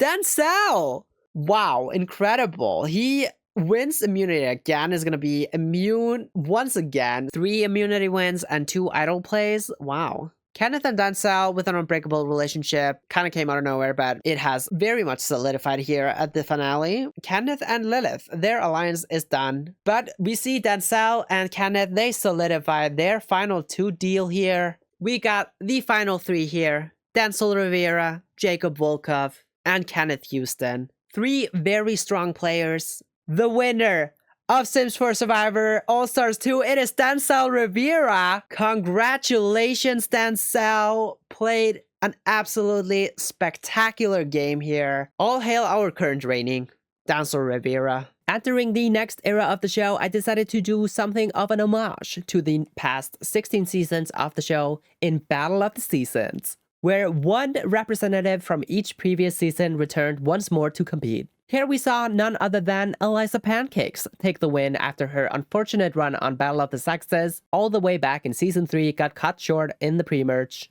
Eliza was placed on the Lovers tribe, where she would lose literally every challenge until the tribe swap in episode 4. During this time, she entered a majority alliance along with Alan Saja, Blossom Greenberg, Wayne the Boulder, and Zoe Patel early on, which is how she managed to survive to the swap. And she grew particularly close to Alan Saja. However, during the swap, Eliza was split from Alan as the entire alliance swapped over to the Sweethearts tribe, with the exception of him. The Lovers continued on their losing streak, and for the first time in Sims 4 Survivor history, one tribe lost every single challenge in the pre-merge. Unfortunately for Eliza, she lost her #1 ally in the process when Alan had to be medically evacuated in episode 6 after collapsing due to exhaustion. This left her in somewhat of a vulnerable position entering the merge, as her other allies, Blossom and Zoe, had formed a tight duo and drifted towards a different alliance with Raj Rasoya. Wayne was also losing loyalty to the now 4-person alliance, as him and Blossom hated one another, but he was all Eliza had left, so she convinced him to stick by them for as long as she could. Eliza had to rethink her game plan. Thankfully, she had some time, as the first 2 targets at the merge were the 2 remaining Lovers who were swiftly taken off the board. Eliza used this time to bond with people outside of her alliance, growing particularly close to the Grim Reaper. But Blossom and Zoe began noticing this, and so, at the final 8, they went behind Eliza's back to blindside Grim, employing the help of Raj. What they didn't know, however, was that Raj was in another alliance, composed of the starting Sweethearts members, which also included Mitchell Kalani and Wolfgang Wilder. Taking the game into their own hands, they approached their former tribe member in Grim and flipped the vote once again, this time onto Wayne the Boulder. He got blindsided in a 4-2-2 vote, leaving Eliza out on the vote and without any solid allies. Eliza once again had to pivot, and she did so by forming a bond with one of the Sweetheart boys, Mitchell. Mitchell was a very important person on the season, since on top of being with the Sweetheart boys, he also had a previous connection with Zoe, as the 2 were roommates back home. He also was an absolute comp beast, and by the end of the season managed to become the 3rd player of the show to win 5 individual immunity challenges. At the final 7, however, Eliza lost yet another ally when Grim went out the door after a wild 2-2-2-2-2-1 vote took place, resulting in a 2-2-1-1 revote against Grim. I'm telling you, the mid-merge of the season was wild. So, at the final 6, Eliza had had enough. She turned on Zoe and was fully ready to take her out along with the Sweetheart boys. However, Mitchell wasn't down for the plan and betrayed them, forcing yet another tie. Eliza realized what had happened, and so, on the revote, she flipped her vote over and Wolfgang went out instead. The final 5 was a ho-hum affair, as they cleaned up the rest of the Sweethearts boys by taking out Raj in a unanimous vote, and so the final 4 were Eliza, Mitchell, Zoe, and Blossom. At this stage, 2 opposing sides had formed, Blossom and Zoe versus Eliza and Mitchell. Mitchell won immunity once again, no surprises there, and so Blossom and Zoe put their votes on Eliza. But Mitchell stuck with Eliza and the 2 of them voted for Blossom. With the vote deadlocked, everyone but Mitchell had to draw rocks, as the season we followed was Marquesas, which was before the show had implemented the fire-making tiebreaker. Blossom drew the purple rock, and so her game was cut short. At the final 3, Mitchell won his 5th and final immunity and had the power to eliminate one of his competitors. Thinking he had an easy win, he didn't think it would really matter, so he remained loyal to Eliza and brought her to the end with him. However, at Final Tribal Council, it seemed Mitchell was dead wrong. The jury was not actually on his side. Despite his impressive challenge performance and strategic maneuvering, the jury instead rallied behind Eliza, as she had focused her efforts on personal bonds with the other contestants. And so, Eliza became the first ever unanimous winner when the final result was a 7-0 vote in her favor. Returning here from Sims 4 Survivor, Battle of the Sexes, we have Eliza Pancakes. Alan and Eliza bonding slightly, or strongly, excuse me, also has a lasting impact, okay. However, we have an alliance, our first alliance of the season. It is Alan Saja and Eliza, and they pull in Wayne the Boulder. Wayne the Boulder is gonna leave the alliance. He's out. And we have a new alliance, it seems, which is Alan, Blossom, Eliza, Wayne, and Zoe. Okay, what?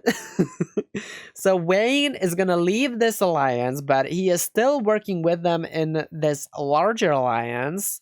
Okay. Eliza and Zoe also bond slightly.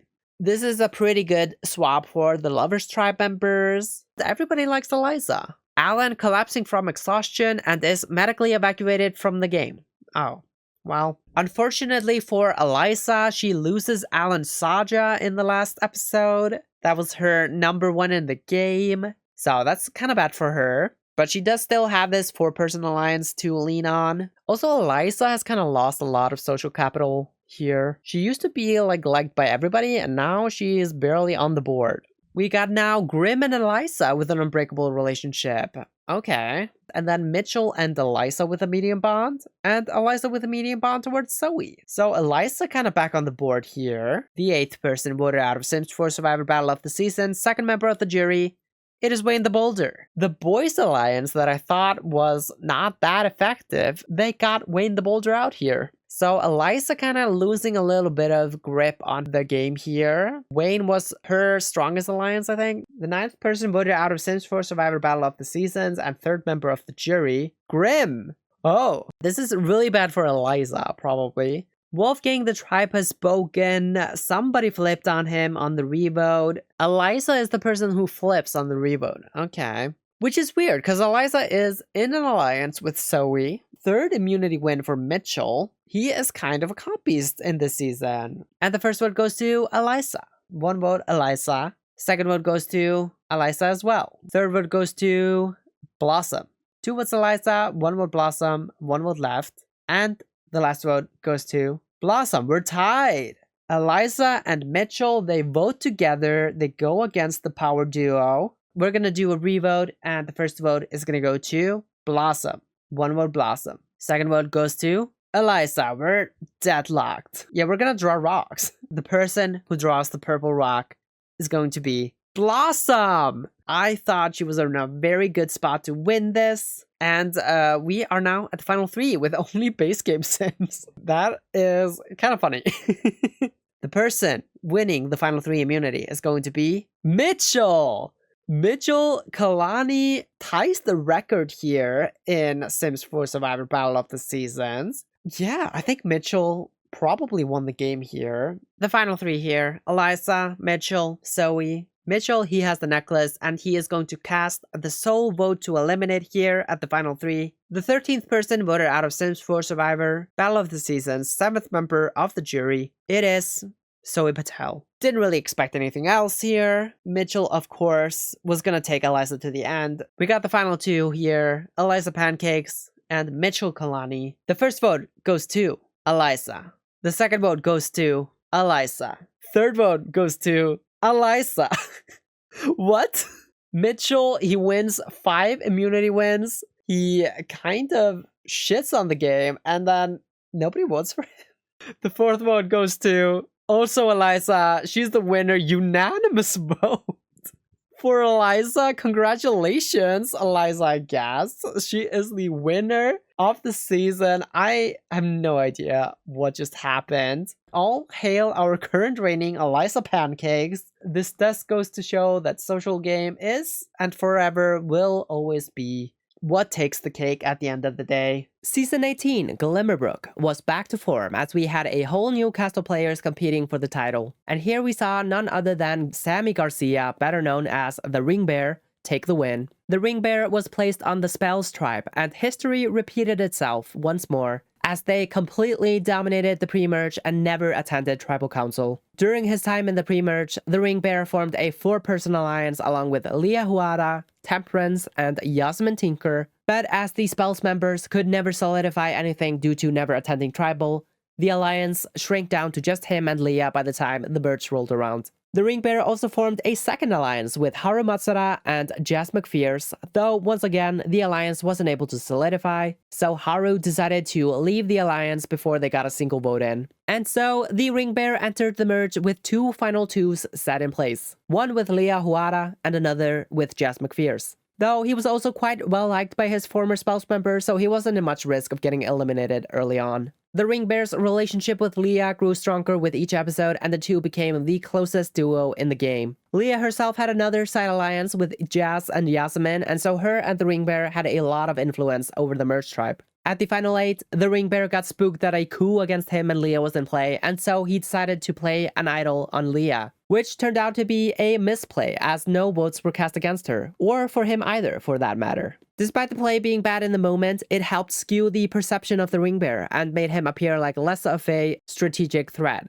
It turned out to not be a big deal either way, as he ended up just finding another idol in the very next episode. At the final 7, the Ring Bear was sitting pretty with his 2 final 2s, and also maintaining a very strong connection with Haru, despite him having left their alliance. This didn't go unnoticed, as Manuel Aguilar, who was the underdog of the season as he was the only player remaining on the Potions tribe by the time they merged, began to bond with the Ring Bear in hopes of extending his life in the game. This worked out as the Ring Bear advocated for Manuel, and in his place, Owen Sage was eliminated. At the final 6, the Ring Bear played his second immunity idol on himself, which was once again a misplay as he received no votes. The decision was far more baffling this time around, as he was by far the safest person on the tribe, having the best relationship with almost everyone left and being the nucleus of the social dynamics on the tribe. The Ring Bear did vote incorrectly, however, as Haru was blindsided by Leah's side alliance with Yasmin and Jazz, so it's likely he just sensed that something was off and played his idol just in case. Or it could also be the case that Leah clued him in on what was going on and the Ring Bear played his idol to save face and secure Haru's jury vote. Whatever the case is, once again, this move had the unintended effect of constructing a perception of the Ring Bear that he was not someone to be threatened by, despite being one of the key power players of the season. At the final 5, Manuel's 9 lives finally ran up and he was sent to the jury. But it's worth noting that the Ring Bear voted with him. Again, it's somewhat unclear whether he was just out of the loop or if this was jury management.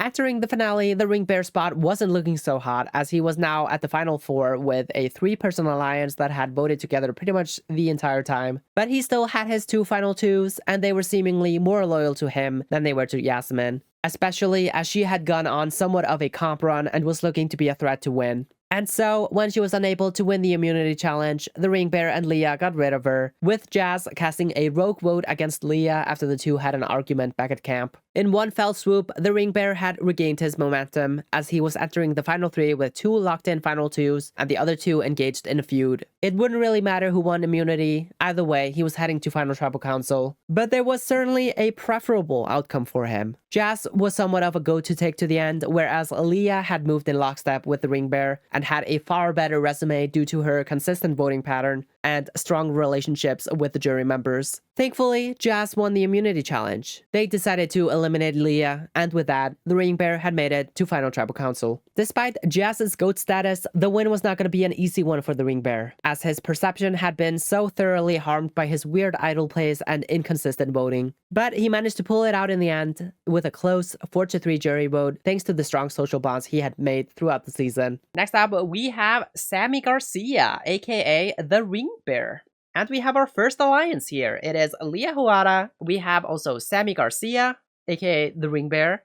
And then we have Temperance and Yasmin Tinker. The Ring Bears finds the hidden immunity idol. Wow, okay. We have Yasmin leaving the alliance, but we have a new alliance forming. Okay, so the Ring Bear seems to be not well liked. They are excluding him from this larger alliance. Everybody else from the alliance joins this alliance. We also have Jazz and the Ring Bear bonding strongly, which has a lasting impact. Leah and Ring Bear bonding strongly. Haru and Ring Bear have something in common, and then Temperance is gonna leave this alliance. We also have a new alliance. It is Haru Matsuda, Jazz McPherce, and the Ring Bear. So the Ring Bear is kinda back in it. I thought the Ring Bear was kinda in trouble, but he gets this relationship with Haru going and pulls him into an alliance with Jazz. Leah and the Ring Bear are like the power duo here, because they have these 2 separate Final 3 alliances, and then they are also in a Final 2 alliance together.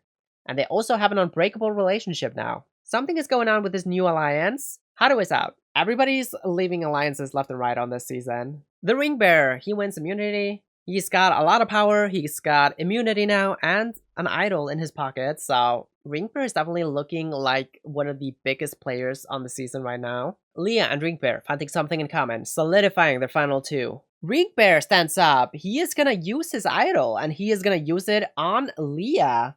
That is very interesting. Any votes cast against Leah will not count. First vote is gonna go to Greta. Oh. Ringbear wasting his idol here for some reason. We have the Ringbear finding the idol again. Okay. We have Manuel and Ringbear bonding slightly. Okay. Manuel may be realizing that the Ringbear is very much the power player on the tribe here, trying to get in with him so he doesn't get voted out. The Ringbear, he is gonna stand up and he is gonna use the idol on himself. First vote is gonna go to Haru. Ringbear wasting his idol again? I don't know what he's doing. So I think Manuel is gonna have to get the Ringbear to flip here. And the 12th person voted out of Sims 4 survivor, Glimmerbrook. Manuel! Whoa, okay. He had a good run as an underdog. He did try to cozy up to the power players. So Ringbear does vote with Manuel to take out Yasmin. That makes sense. But the alliance, the 3-person alliance, they stick together to take out Manuel. The Ringbear does have closer relationship with Leah and Jazz than Yasmin does. I definitely think Yasmin is in a lot of trouble here. And then Yasmin and the Ringbear with a medium dislike now. So they definitely know they are gunning for one another here. 1 vote Leah, 1 vote Ringbear, 1 vote Yasmin, 1 vote left. It then depends on what Leah's gonna do. Okay, well, the 13th person voted out of Sims 4 survivor Glimmerbrook, Yasmin. Leah and Ringbear, they stick to their final 2. They vote out Yasmin. Now we have only final 2s on the board. This final 2 though, very shaky and probably gonna break up. Immunity, the final immunity of the season is gonna go to Jazz. Oh, okay. Now Jazz is gonna control who goes out, which is gonna be Leah probably. And the 14th person voted out of Sims 4 survivor Glimmerbrook, it is Leah Huada. She lost Jazz at the end there, and that was her downfall. We've got our final 2 here, Jazz McPherce and Sammy Garcia, aka the Ringbear. We're tied. 3 votes Jazz, 3 votes Ringbear, 1 vote left. It all comes down to the final vote. And the winner of Sims 4 survivor Glimmerbrook is going to be the Ringbear. Congratulations, Ringbear. All hail our current reigning, the Ringbear, aka Sammy Garcia. The 19th season of the show followed the release of the Life and Death expansion pack, and so the season was made as somewhat of an homage to the pack, as it took place in Ravenwood and featured a significant number of its residents. It was, however, Juniper Grove that ended up taking the crown after playing a very strategically savvy game. Juniper was placed on the Ghost Tribe, along with a number of Ghost Sims, including the returning coach for the tribe, Mimsy. Early on in the season, Juniper played a very quiet game and was somewhat iced out of conversations on her starting tribe, while a majority formed around her. She managed to survive a couple of tribals and made it to the tribe swap, where her game really started to take off. Juniper was swapped over to the Grimturns tribe, who went on a bit of a win streak, only losing 1 player before the merge. She formed a crucial relationship with Clara Bjergsen, who would become her #1 ally in the game, as well as the other returning coach, Grim Reaper. Thanks to those relationships, she was pulled into a majority alliance with the 2, as well as Valentina Nadir,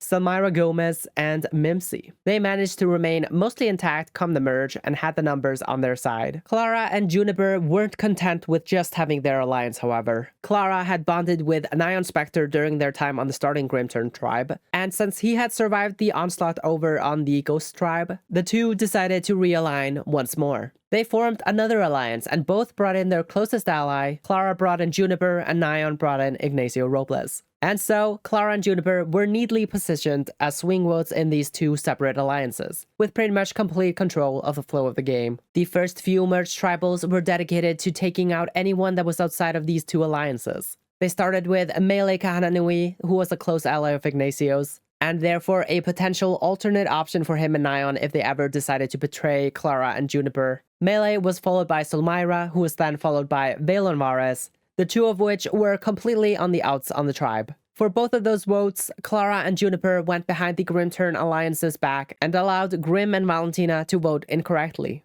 It was clear which side they had decided on, and at the final 7, it was time for a betrayal. Valentina had become somewhat of a comp threat, winning 2 immunity challenges in a row. She was also completely inseparable from Grim, which made it clear to Clara and Juniper that they needed her gone if they wanted to lock in Grim's vote. So when Valentina couldn't win her 3rd immunity, the plan was set in motion. The 2 women blindsided Valentina along with Ignacio and Nyan, as well as Mimsy, who had mostly been floating up to this point, just being an additional vote for whoever needed it, despite being a member of the Grim Turn Alliance. With the threat of Valentina and Grim removed, they turned their sights around on the other remaining duo in the game, Ignacio and Nyan. Just as how Valentina and Grim were inseparable, the same was the case for those 2. So the 2 women planned to flip back to Grim and Mimsy to take out Ignacio. But he was a savvy player and saw exactly what they were attempting. He approached Mimsy and convinced her to vote with Nyan and himself for Grim, and so the result was a 3-3 tie. Mimsy, however, wavered on the revote as she wasn't willing to go to rocks, and so, despite his best efforts, Ignacio was eliminated. Nyan followed right behind in the following tribal council, and the Grim Turn Alliance had made it to the final 4 of the season. Entering the finale, Juniper saw the win right within her grasp. There was just one significant obstacle in her path: Clara. The 2 of them had moved in lockstep together the entire time, but Clara was perceived as the more strategic of the 2, and so she would be able to take credit for their moves. On top of that, Clara had taken over as the physical threat of the season after Valentina went out, and so Juniper realized that she would have a tough time pleading her case at Final Tribal Council if she was sitting next to her. The path was clear. All she had to do was pull the trigger. Convincing Grim and Mimsy was fairly easy. They both agreed that Clara was a threat and wanted her gone, so all they had to do was beat her in the challenge. Which they did. Mimsy pulled out the win, and so the blindside was on. Clara was eliminated in 4th place in a unanimous vote, completely blindsided. Juniper had made the final 3 and done so alongside the 2 returning players. She would have a steep climb ahead of her if she was to win, but she was ready to plead her case. All she had to do was make it to that final tribal council. Luckily for her, the 2 returnees both saw each other as the bigger threat, so no matter what happened, she was guaranteed to take up one of those seats. But just to solidify her place, she won the final immunity challenge anyway and opted to take Grim to the end with her as her final opponent. Final Tribal Council was a tough battle between the 2. Grim had played a strong social game and could take credit for a handful of pivotal moves in the endgame, on top of being a returning player with a large target on his back entering the game. But it was Juniper's strategic maneuvering alongside her ally Clara and the subsequent cutthroat blindside of her that solidified Juniper's win in a close 4-3 final result. Then we have, coming here from Horse Ranch, we have Juniper Grove, of course a citizen of Chestnut Ridge. Juniper actually kind of working her social game here, is trying to get in with some people. Hasn't really fully made any strong allies yet, but she is making these small bonds and it is going to maybe matter later on. Grim and Juniper finding something in common. Juniper definitely doing some work here, getting some work done, trying to save herself from her precarious situation on the Old Goose Tribe. However, we have a new alliance. It is Clara, Grim, Juniper, Mimsy, Valentina, and Selmyra. Juniper and Grim now have an unbreakable relationship. That is very interesting. Juniper Grove, honestly, she clawed her way to the top from the bottom. I'm impressed with her game so far. She also has a strong bond with Clara and vice versa, it seems. Grim turns, however, Selmyra, they are out of the alliance. However, we have our first merge alliance. It is Clara, Ignacio, Juniper for some reason, and Nyan. Melee not getting pulled into this alliance, and Nyan, of course, most loyal to this, so perhaps this is his alliance, and Clara was just like, all right, I'm down for it if Juniper can be a part of it as well. 7th person voted out of SIMS for Survivor Ravenwood. It is Melee Kahana Nui. So Juniper and Clara, despite being in this alliance with Ignacio and Nyan, they do not vote with them. Maybe they think that Melee could be a hindrance to Ignacio's loyalty to the alliance and decided to just get rid of her. I imagine they are the ones controlling this vote. Anyway, immunity, it's gonna go to Juniper. So Valentina probably gonna be in trouble here, I guess. And the 10th person voted out of SIMS for Survivor Ravenwood. 3rd member of the jury, it is Valentina. It seemed like she had things going on, that she was in a great spot, but Clara, she flipped it on her. We now have 2 4-person alliances, Clara Bjergsen and Juniper Grove in both of them. It truly is Clara and Juniper's game to lose at this this point. But the question is going to be, will they realize that the other one is their biggest target? Like, is Clara going to realize she has to take out Juniper and Juniper realize that she has to take out Clara? Or will they just go to the end together and let the jury decide? Ignacio may be making a big move here, pulling in Mimsy. This could be a huge move by Ignacio if he is flipping it on Juniper and Clara. Maybe he's realizing they are the power players here. The last vote, it goes to Grim. Whoa. Okay, 3 votes Grim, 3 votes Ignacio. We have a tie. Hail Mary move, pulling in Mimsy here. If he's successful, that would be incredible. And the 11th person voted out of Sims 4 Survivor Ravenwood. It is Ignacio. He almost had it.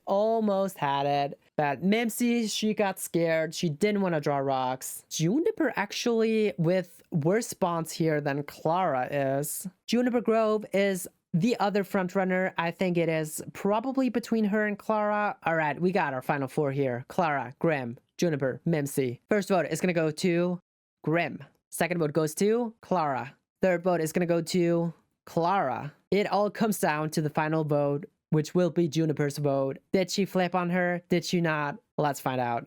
The last vote, it goes to the 13th person voted out of Sims 4 Survivor Ravenwood, 6th member of the jury. It is Clara Bjergsen. Grim has made the move of the season by flipping Juniper Grove on Clara. She is booted out of the game here. Wow, I am shocked.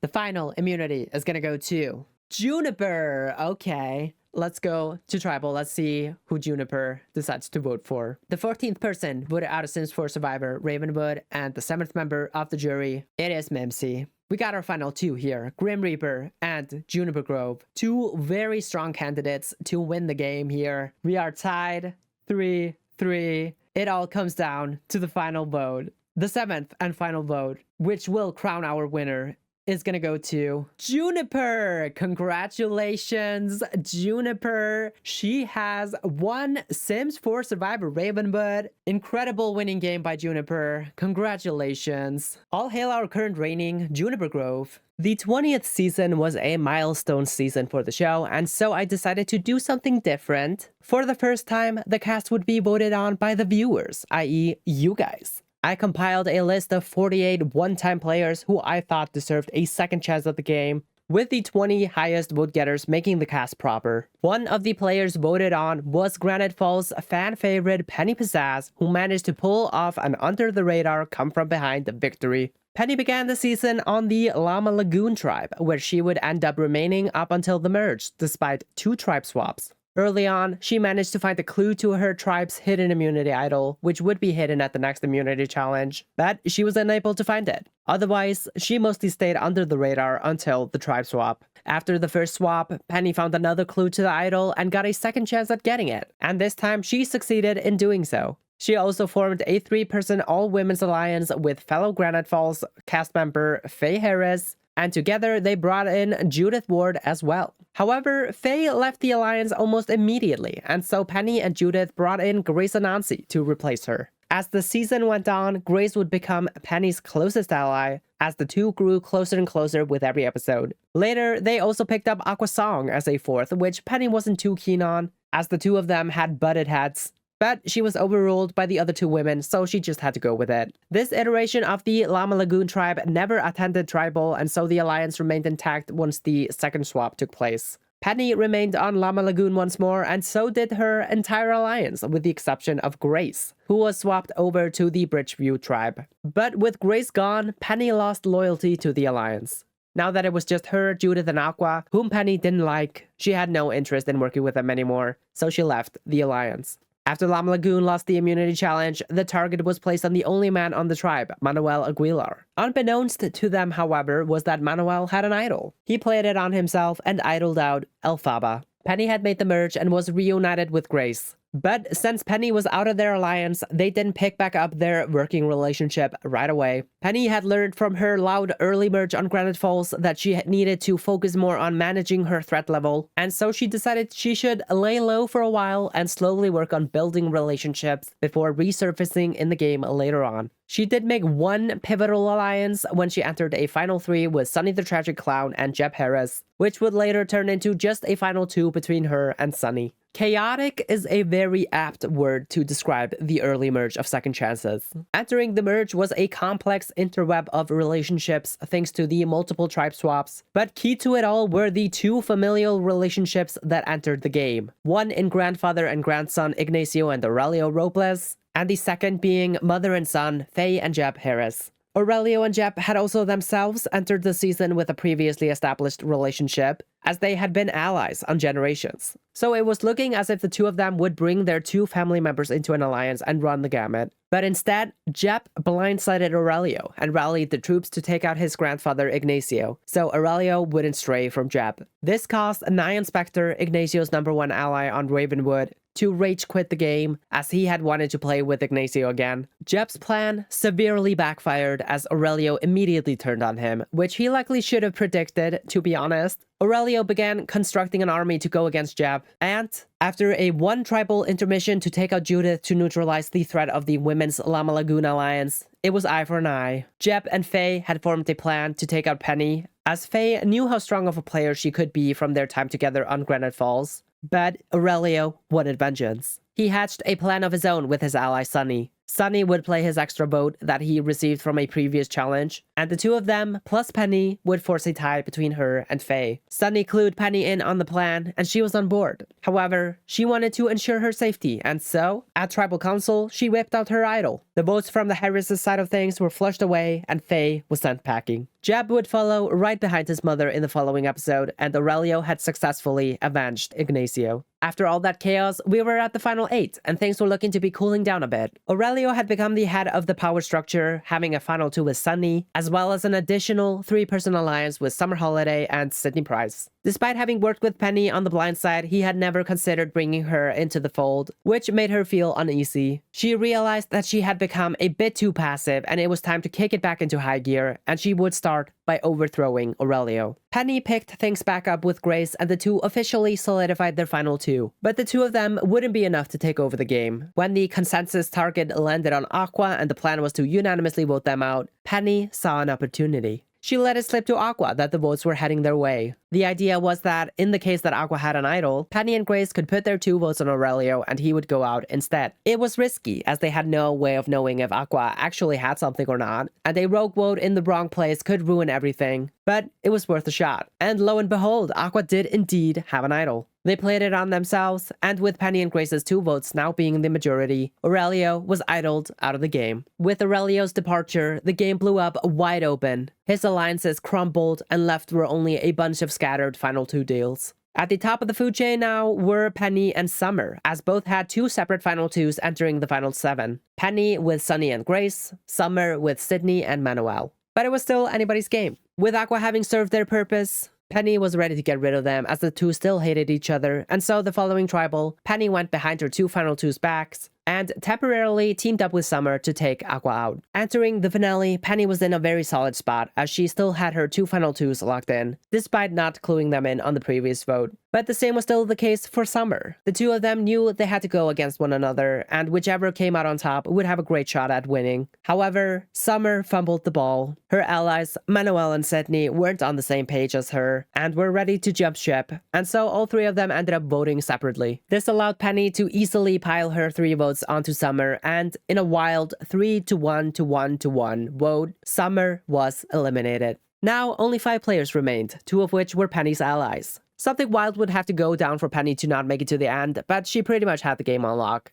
After Grace won immunity, it became a toss-up between Manuel and Sydney of who should go. Penny wanted to keep Sydney around due to her pre-established connection with him from Granite Falls. However, Sunny had a different plan. He had formed a strong connection with Manuel, whereas he didn't have much of a bond with Sydney. He wanted Manuel sitting there at the Final 4 just in case something went awry. and he needed a way to guarantee his spot at the final tribal council. He managed to convince Grace, and just as how Penny had gone behind their backs on the Aqua vote, the two of them now went against Penny's back and voted Sydney out of the game. It didn't really end up mattering all that much, as Manuel was voted out unanimously the following tribal, but it was nonetheless a smart tactical decision by Sunny. And so Penny made it to Final Tribal Council alongside her two final twos. Despite having played a strong social game, it became clear that the jury wasn't interested in crowning Sunny, and so it was between the two women, Penny and Grace. The jury was split, so split in fact that the final result was a 4-2 tie between the two of them. Sunny was made the final member of the jury, casting the winning vote for his final two ally Penny and handing her the crown. And also from Season 13 Granite Falls, we have Penny Pizzazz. Penny finding the clue, so she is going to be able to potentially get an idol. Penny is not able to find the idol. Unfortunate. We have Penny finding another clue. Okay, well, she couldn't find the idol, but she's going to try again. We have a new alliance. It is Faye Harris, it is Judith Ward, and Penny Pizzazz. So I think this is Judith and Penny forming an alliance with their small bond, and Penny is like, well, I know Faye from my original season, so let's pull her in as well. I'm sure she's down. And both of the idols are found. Penny now has an idol, and Aurelio also has an idol. Aqua and Penny, they have a major fight. Oh no. We also have Grace and Penny bonding slightly, and Faye is out of the alliance. However, Grace is gonna join instead. We have Aqua joining the Women's Alliance for some reason. I don't know what they are going to do there because they are beefing with Penny. We also have this alliance here. Penny is going to lead the alliance. Okay. I thought Aqua was going to go, but apparently Penny is out of the alliance. Okay. Aurelio and Jeb with a major fight. Oh no.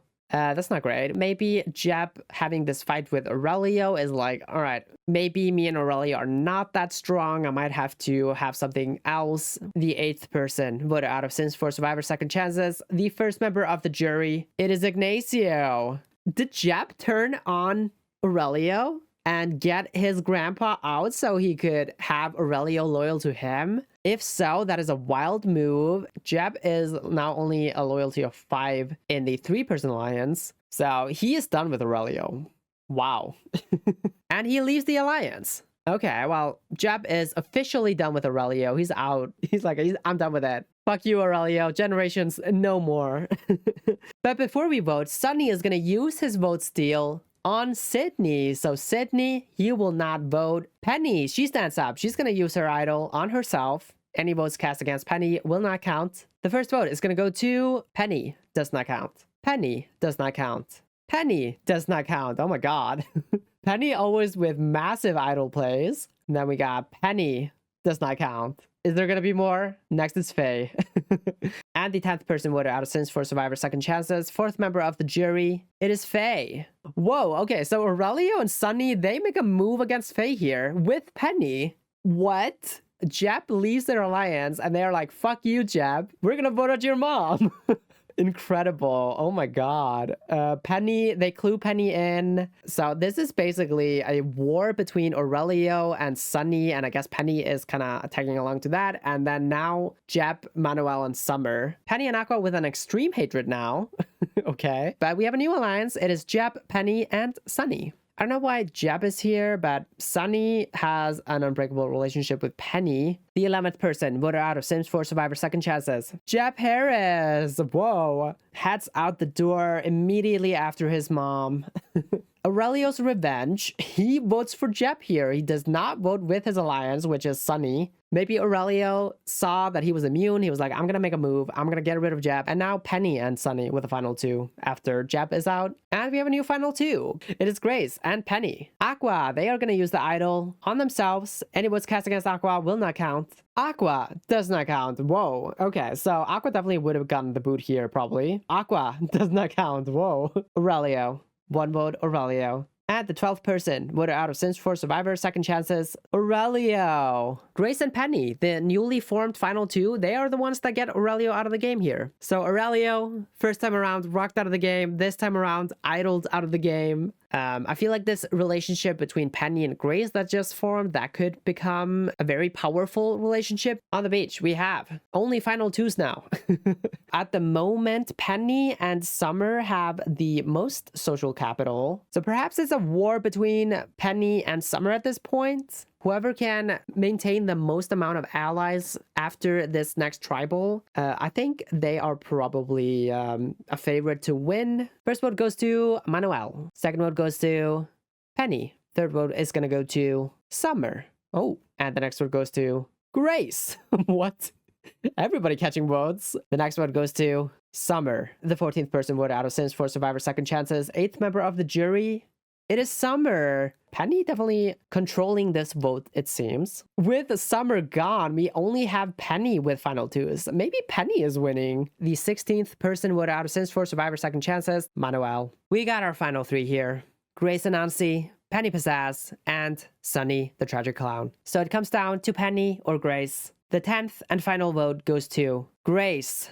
We are tied. It is Grace versus Penny, in which case Sunny, he has officially lost the game. He is going to be reduced to the final member of the jury and will cast the winning vote. The winner of Sims 4 Survivor Second Chances is Penny Pizzazz. Congratulations, Penny. She did it. She pulled it off. All hail our current reigning Penny Pizzazz, our second fan favorite to win the game. Finally, we have our latest winner, the winner of Veterans versus Newbies, Panya Lee. Panya initially competed on Tartosa, where he was voted out early on in the merge, and so Veterans versus Newbies was his chance at redemption. He was placed alongside the other veterans on the veteran tribe, and they completely dominated the early game, winning every single immunity up until the tribe swap, despite them being by far the more dysfunctional tribe as they were constantly arguing with one another. During this phase of the game, Panya formed an early bond with Teruna Saki, who would become his strongest relationship as it developed throughout the game. Together, they formed a 5-person alliance along with fellow veterans Izzy Fabulous, Julie Brock, and Meredith Roswell. Whether the alliance would hold together, however, remained somewhat of a mystery as the tribe swap split them apart before they could attend one tribal together.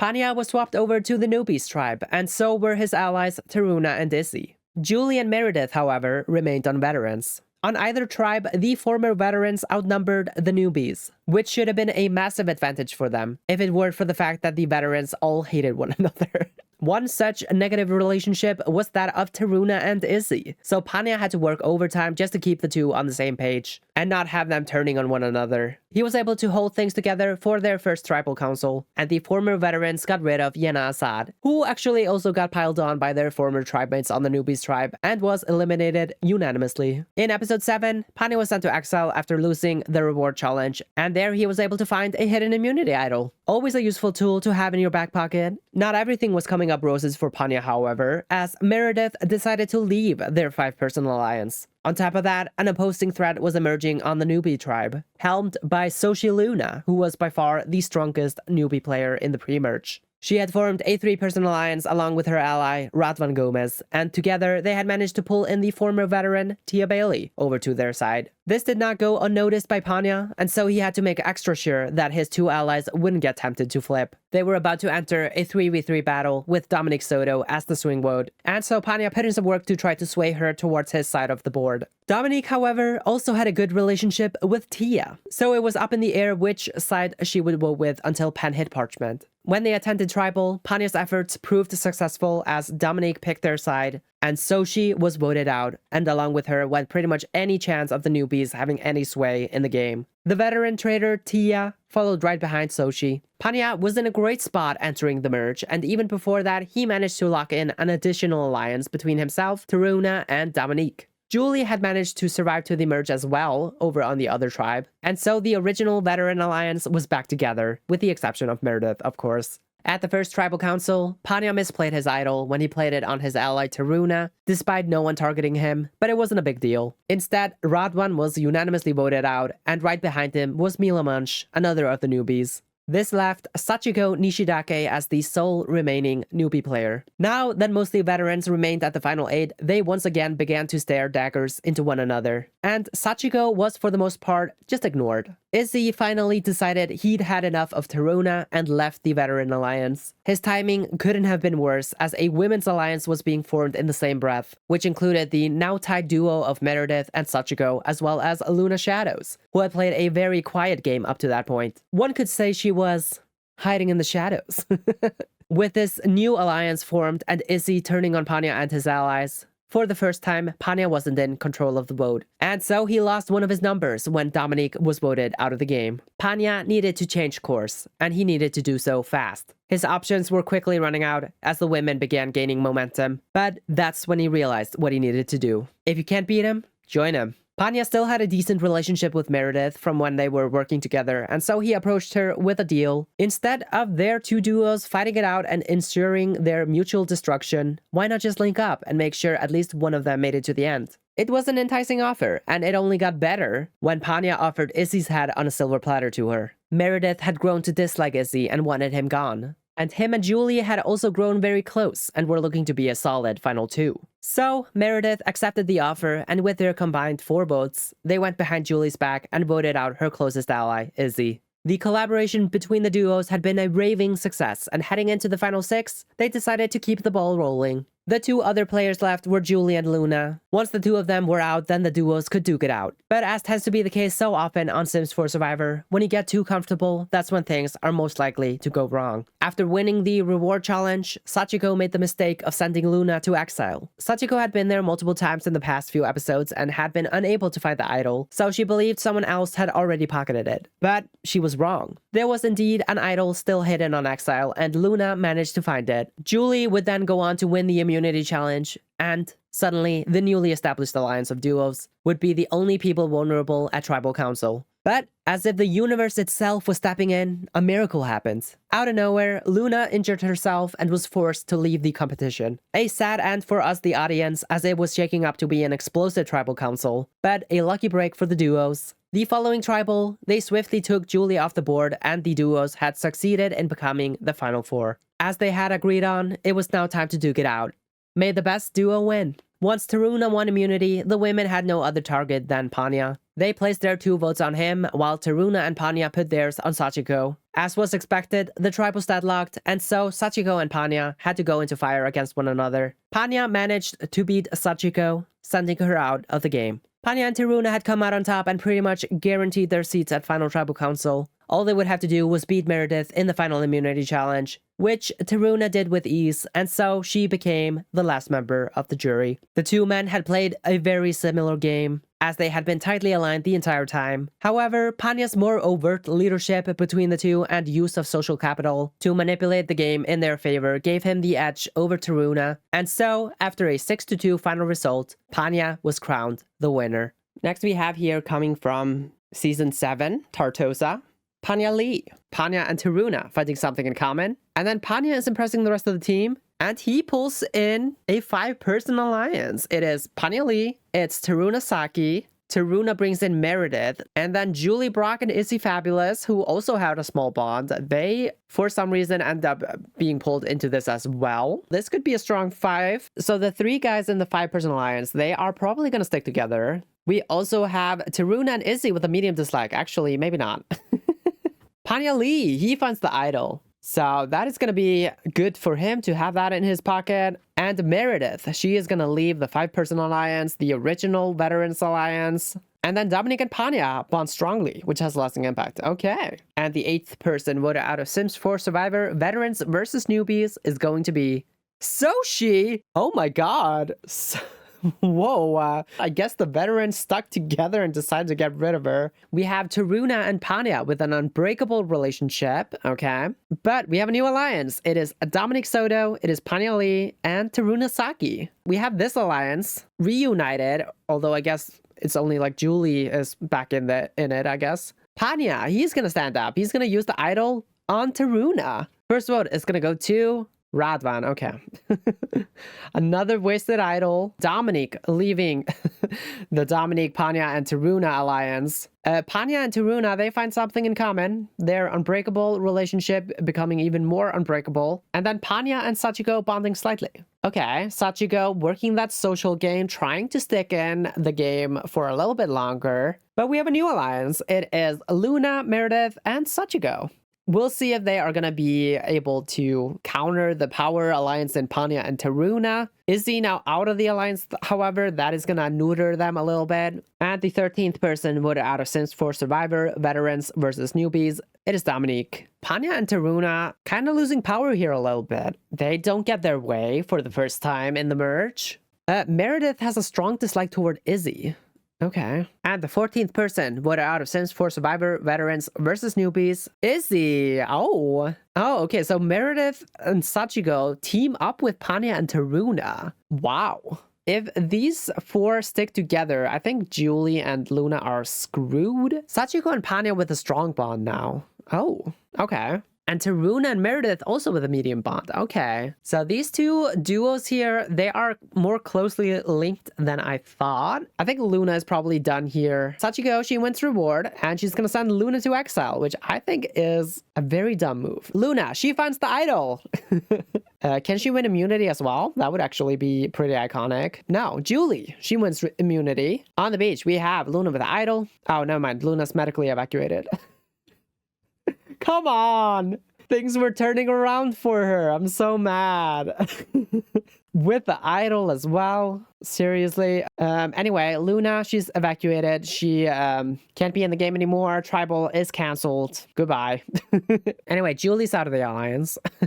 This is probably Julie's boot episode, I guess. And the 15th person voted out of Sims 4 Survivor Veterans versus Newbies. And 6th member of the jury, it is Julie Brock. I'm not surprised she goes out here. Although it is a little bit surprising that the two duos would go into a final four together. It all just kind of depends on what duo comes out on top here. It's probably going to be fire making either way, I guess. But immunity is going to go to Taruna. Sachiko, 2 votes Panya, 1 vote Sachiko, and 1 vote left. And the 4th vote goes to Sachiko. So that is Sachiko and Panya. We will do a revote. I imagine that's just going to be a tie again. First vote goes to Sachiko. Second vote goes to Panya. Yeah. So we're going to do fire making. Who is going to prevail? Is it going to be Sachiko? Is it going to be Panya? The person eliminated from the game who lost fire making is going to be Sachiko. Panya was just a stronger physical player, I guess. I don't know. I mean, Sachiko did suck at exile. Meredith, she has to win this if she wants to be at the final 2. But let's just go to immunity. Can Meredith pull it out? The person who wins immunity and the power to eliminate one of their competitors is Taruna again. And the 17th person voted out of Sims 4 Survivor Veterans versus Newbies, it is Meredith. She needed to win that immunity, she didn't do it, and now she's out. Final member of the jury. We got the final 2 here, Panya Lee and Taruna Saki. They had a final 2 this entire time. They made it to the end together. Now it all comes down to who gets the votes. The 7th vote goes to Panya. Congratulations, Panya. He is the winner. Incredible game by Panya here. All hail our current reigning Panya Lee. Thank you so much for watching this video and indulging me by strolling down memory lane with me. That'll be it for me today. See you in the next season of Sims 4 Survivor.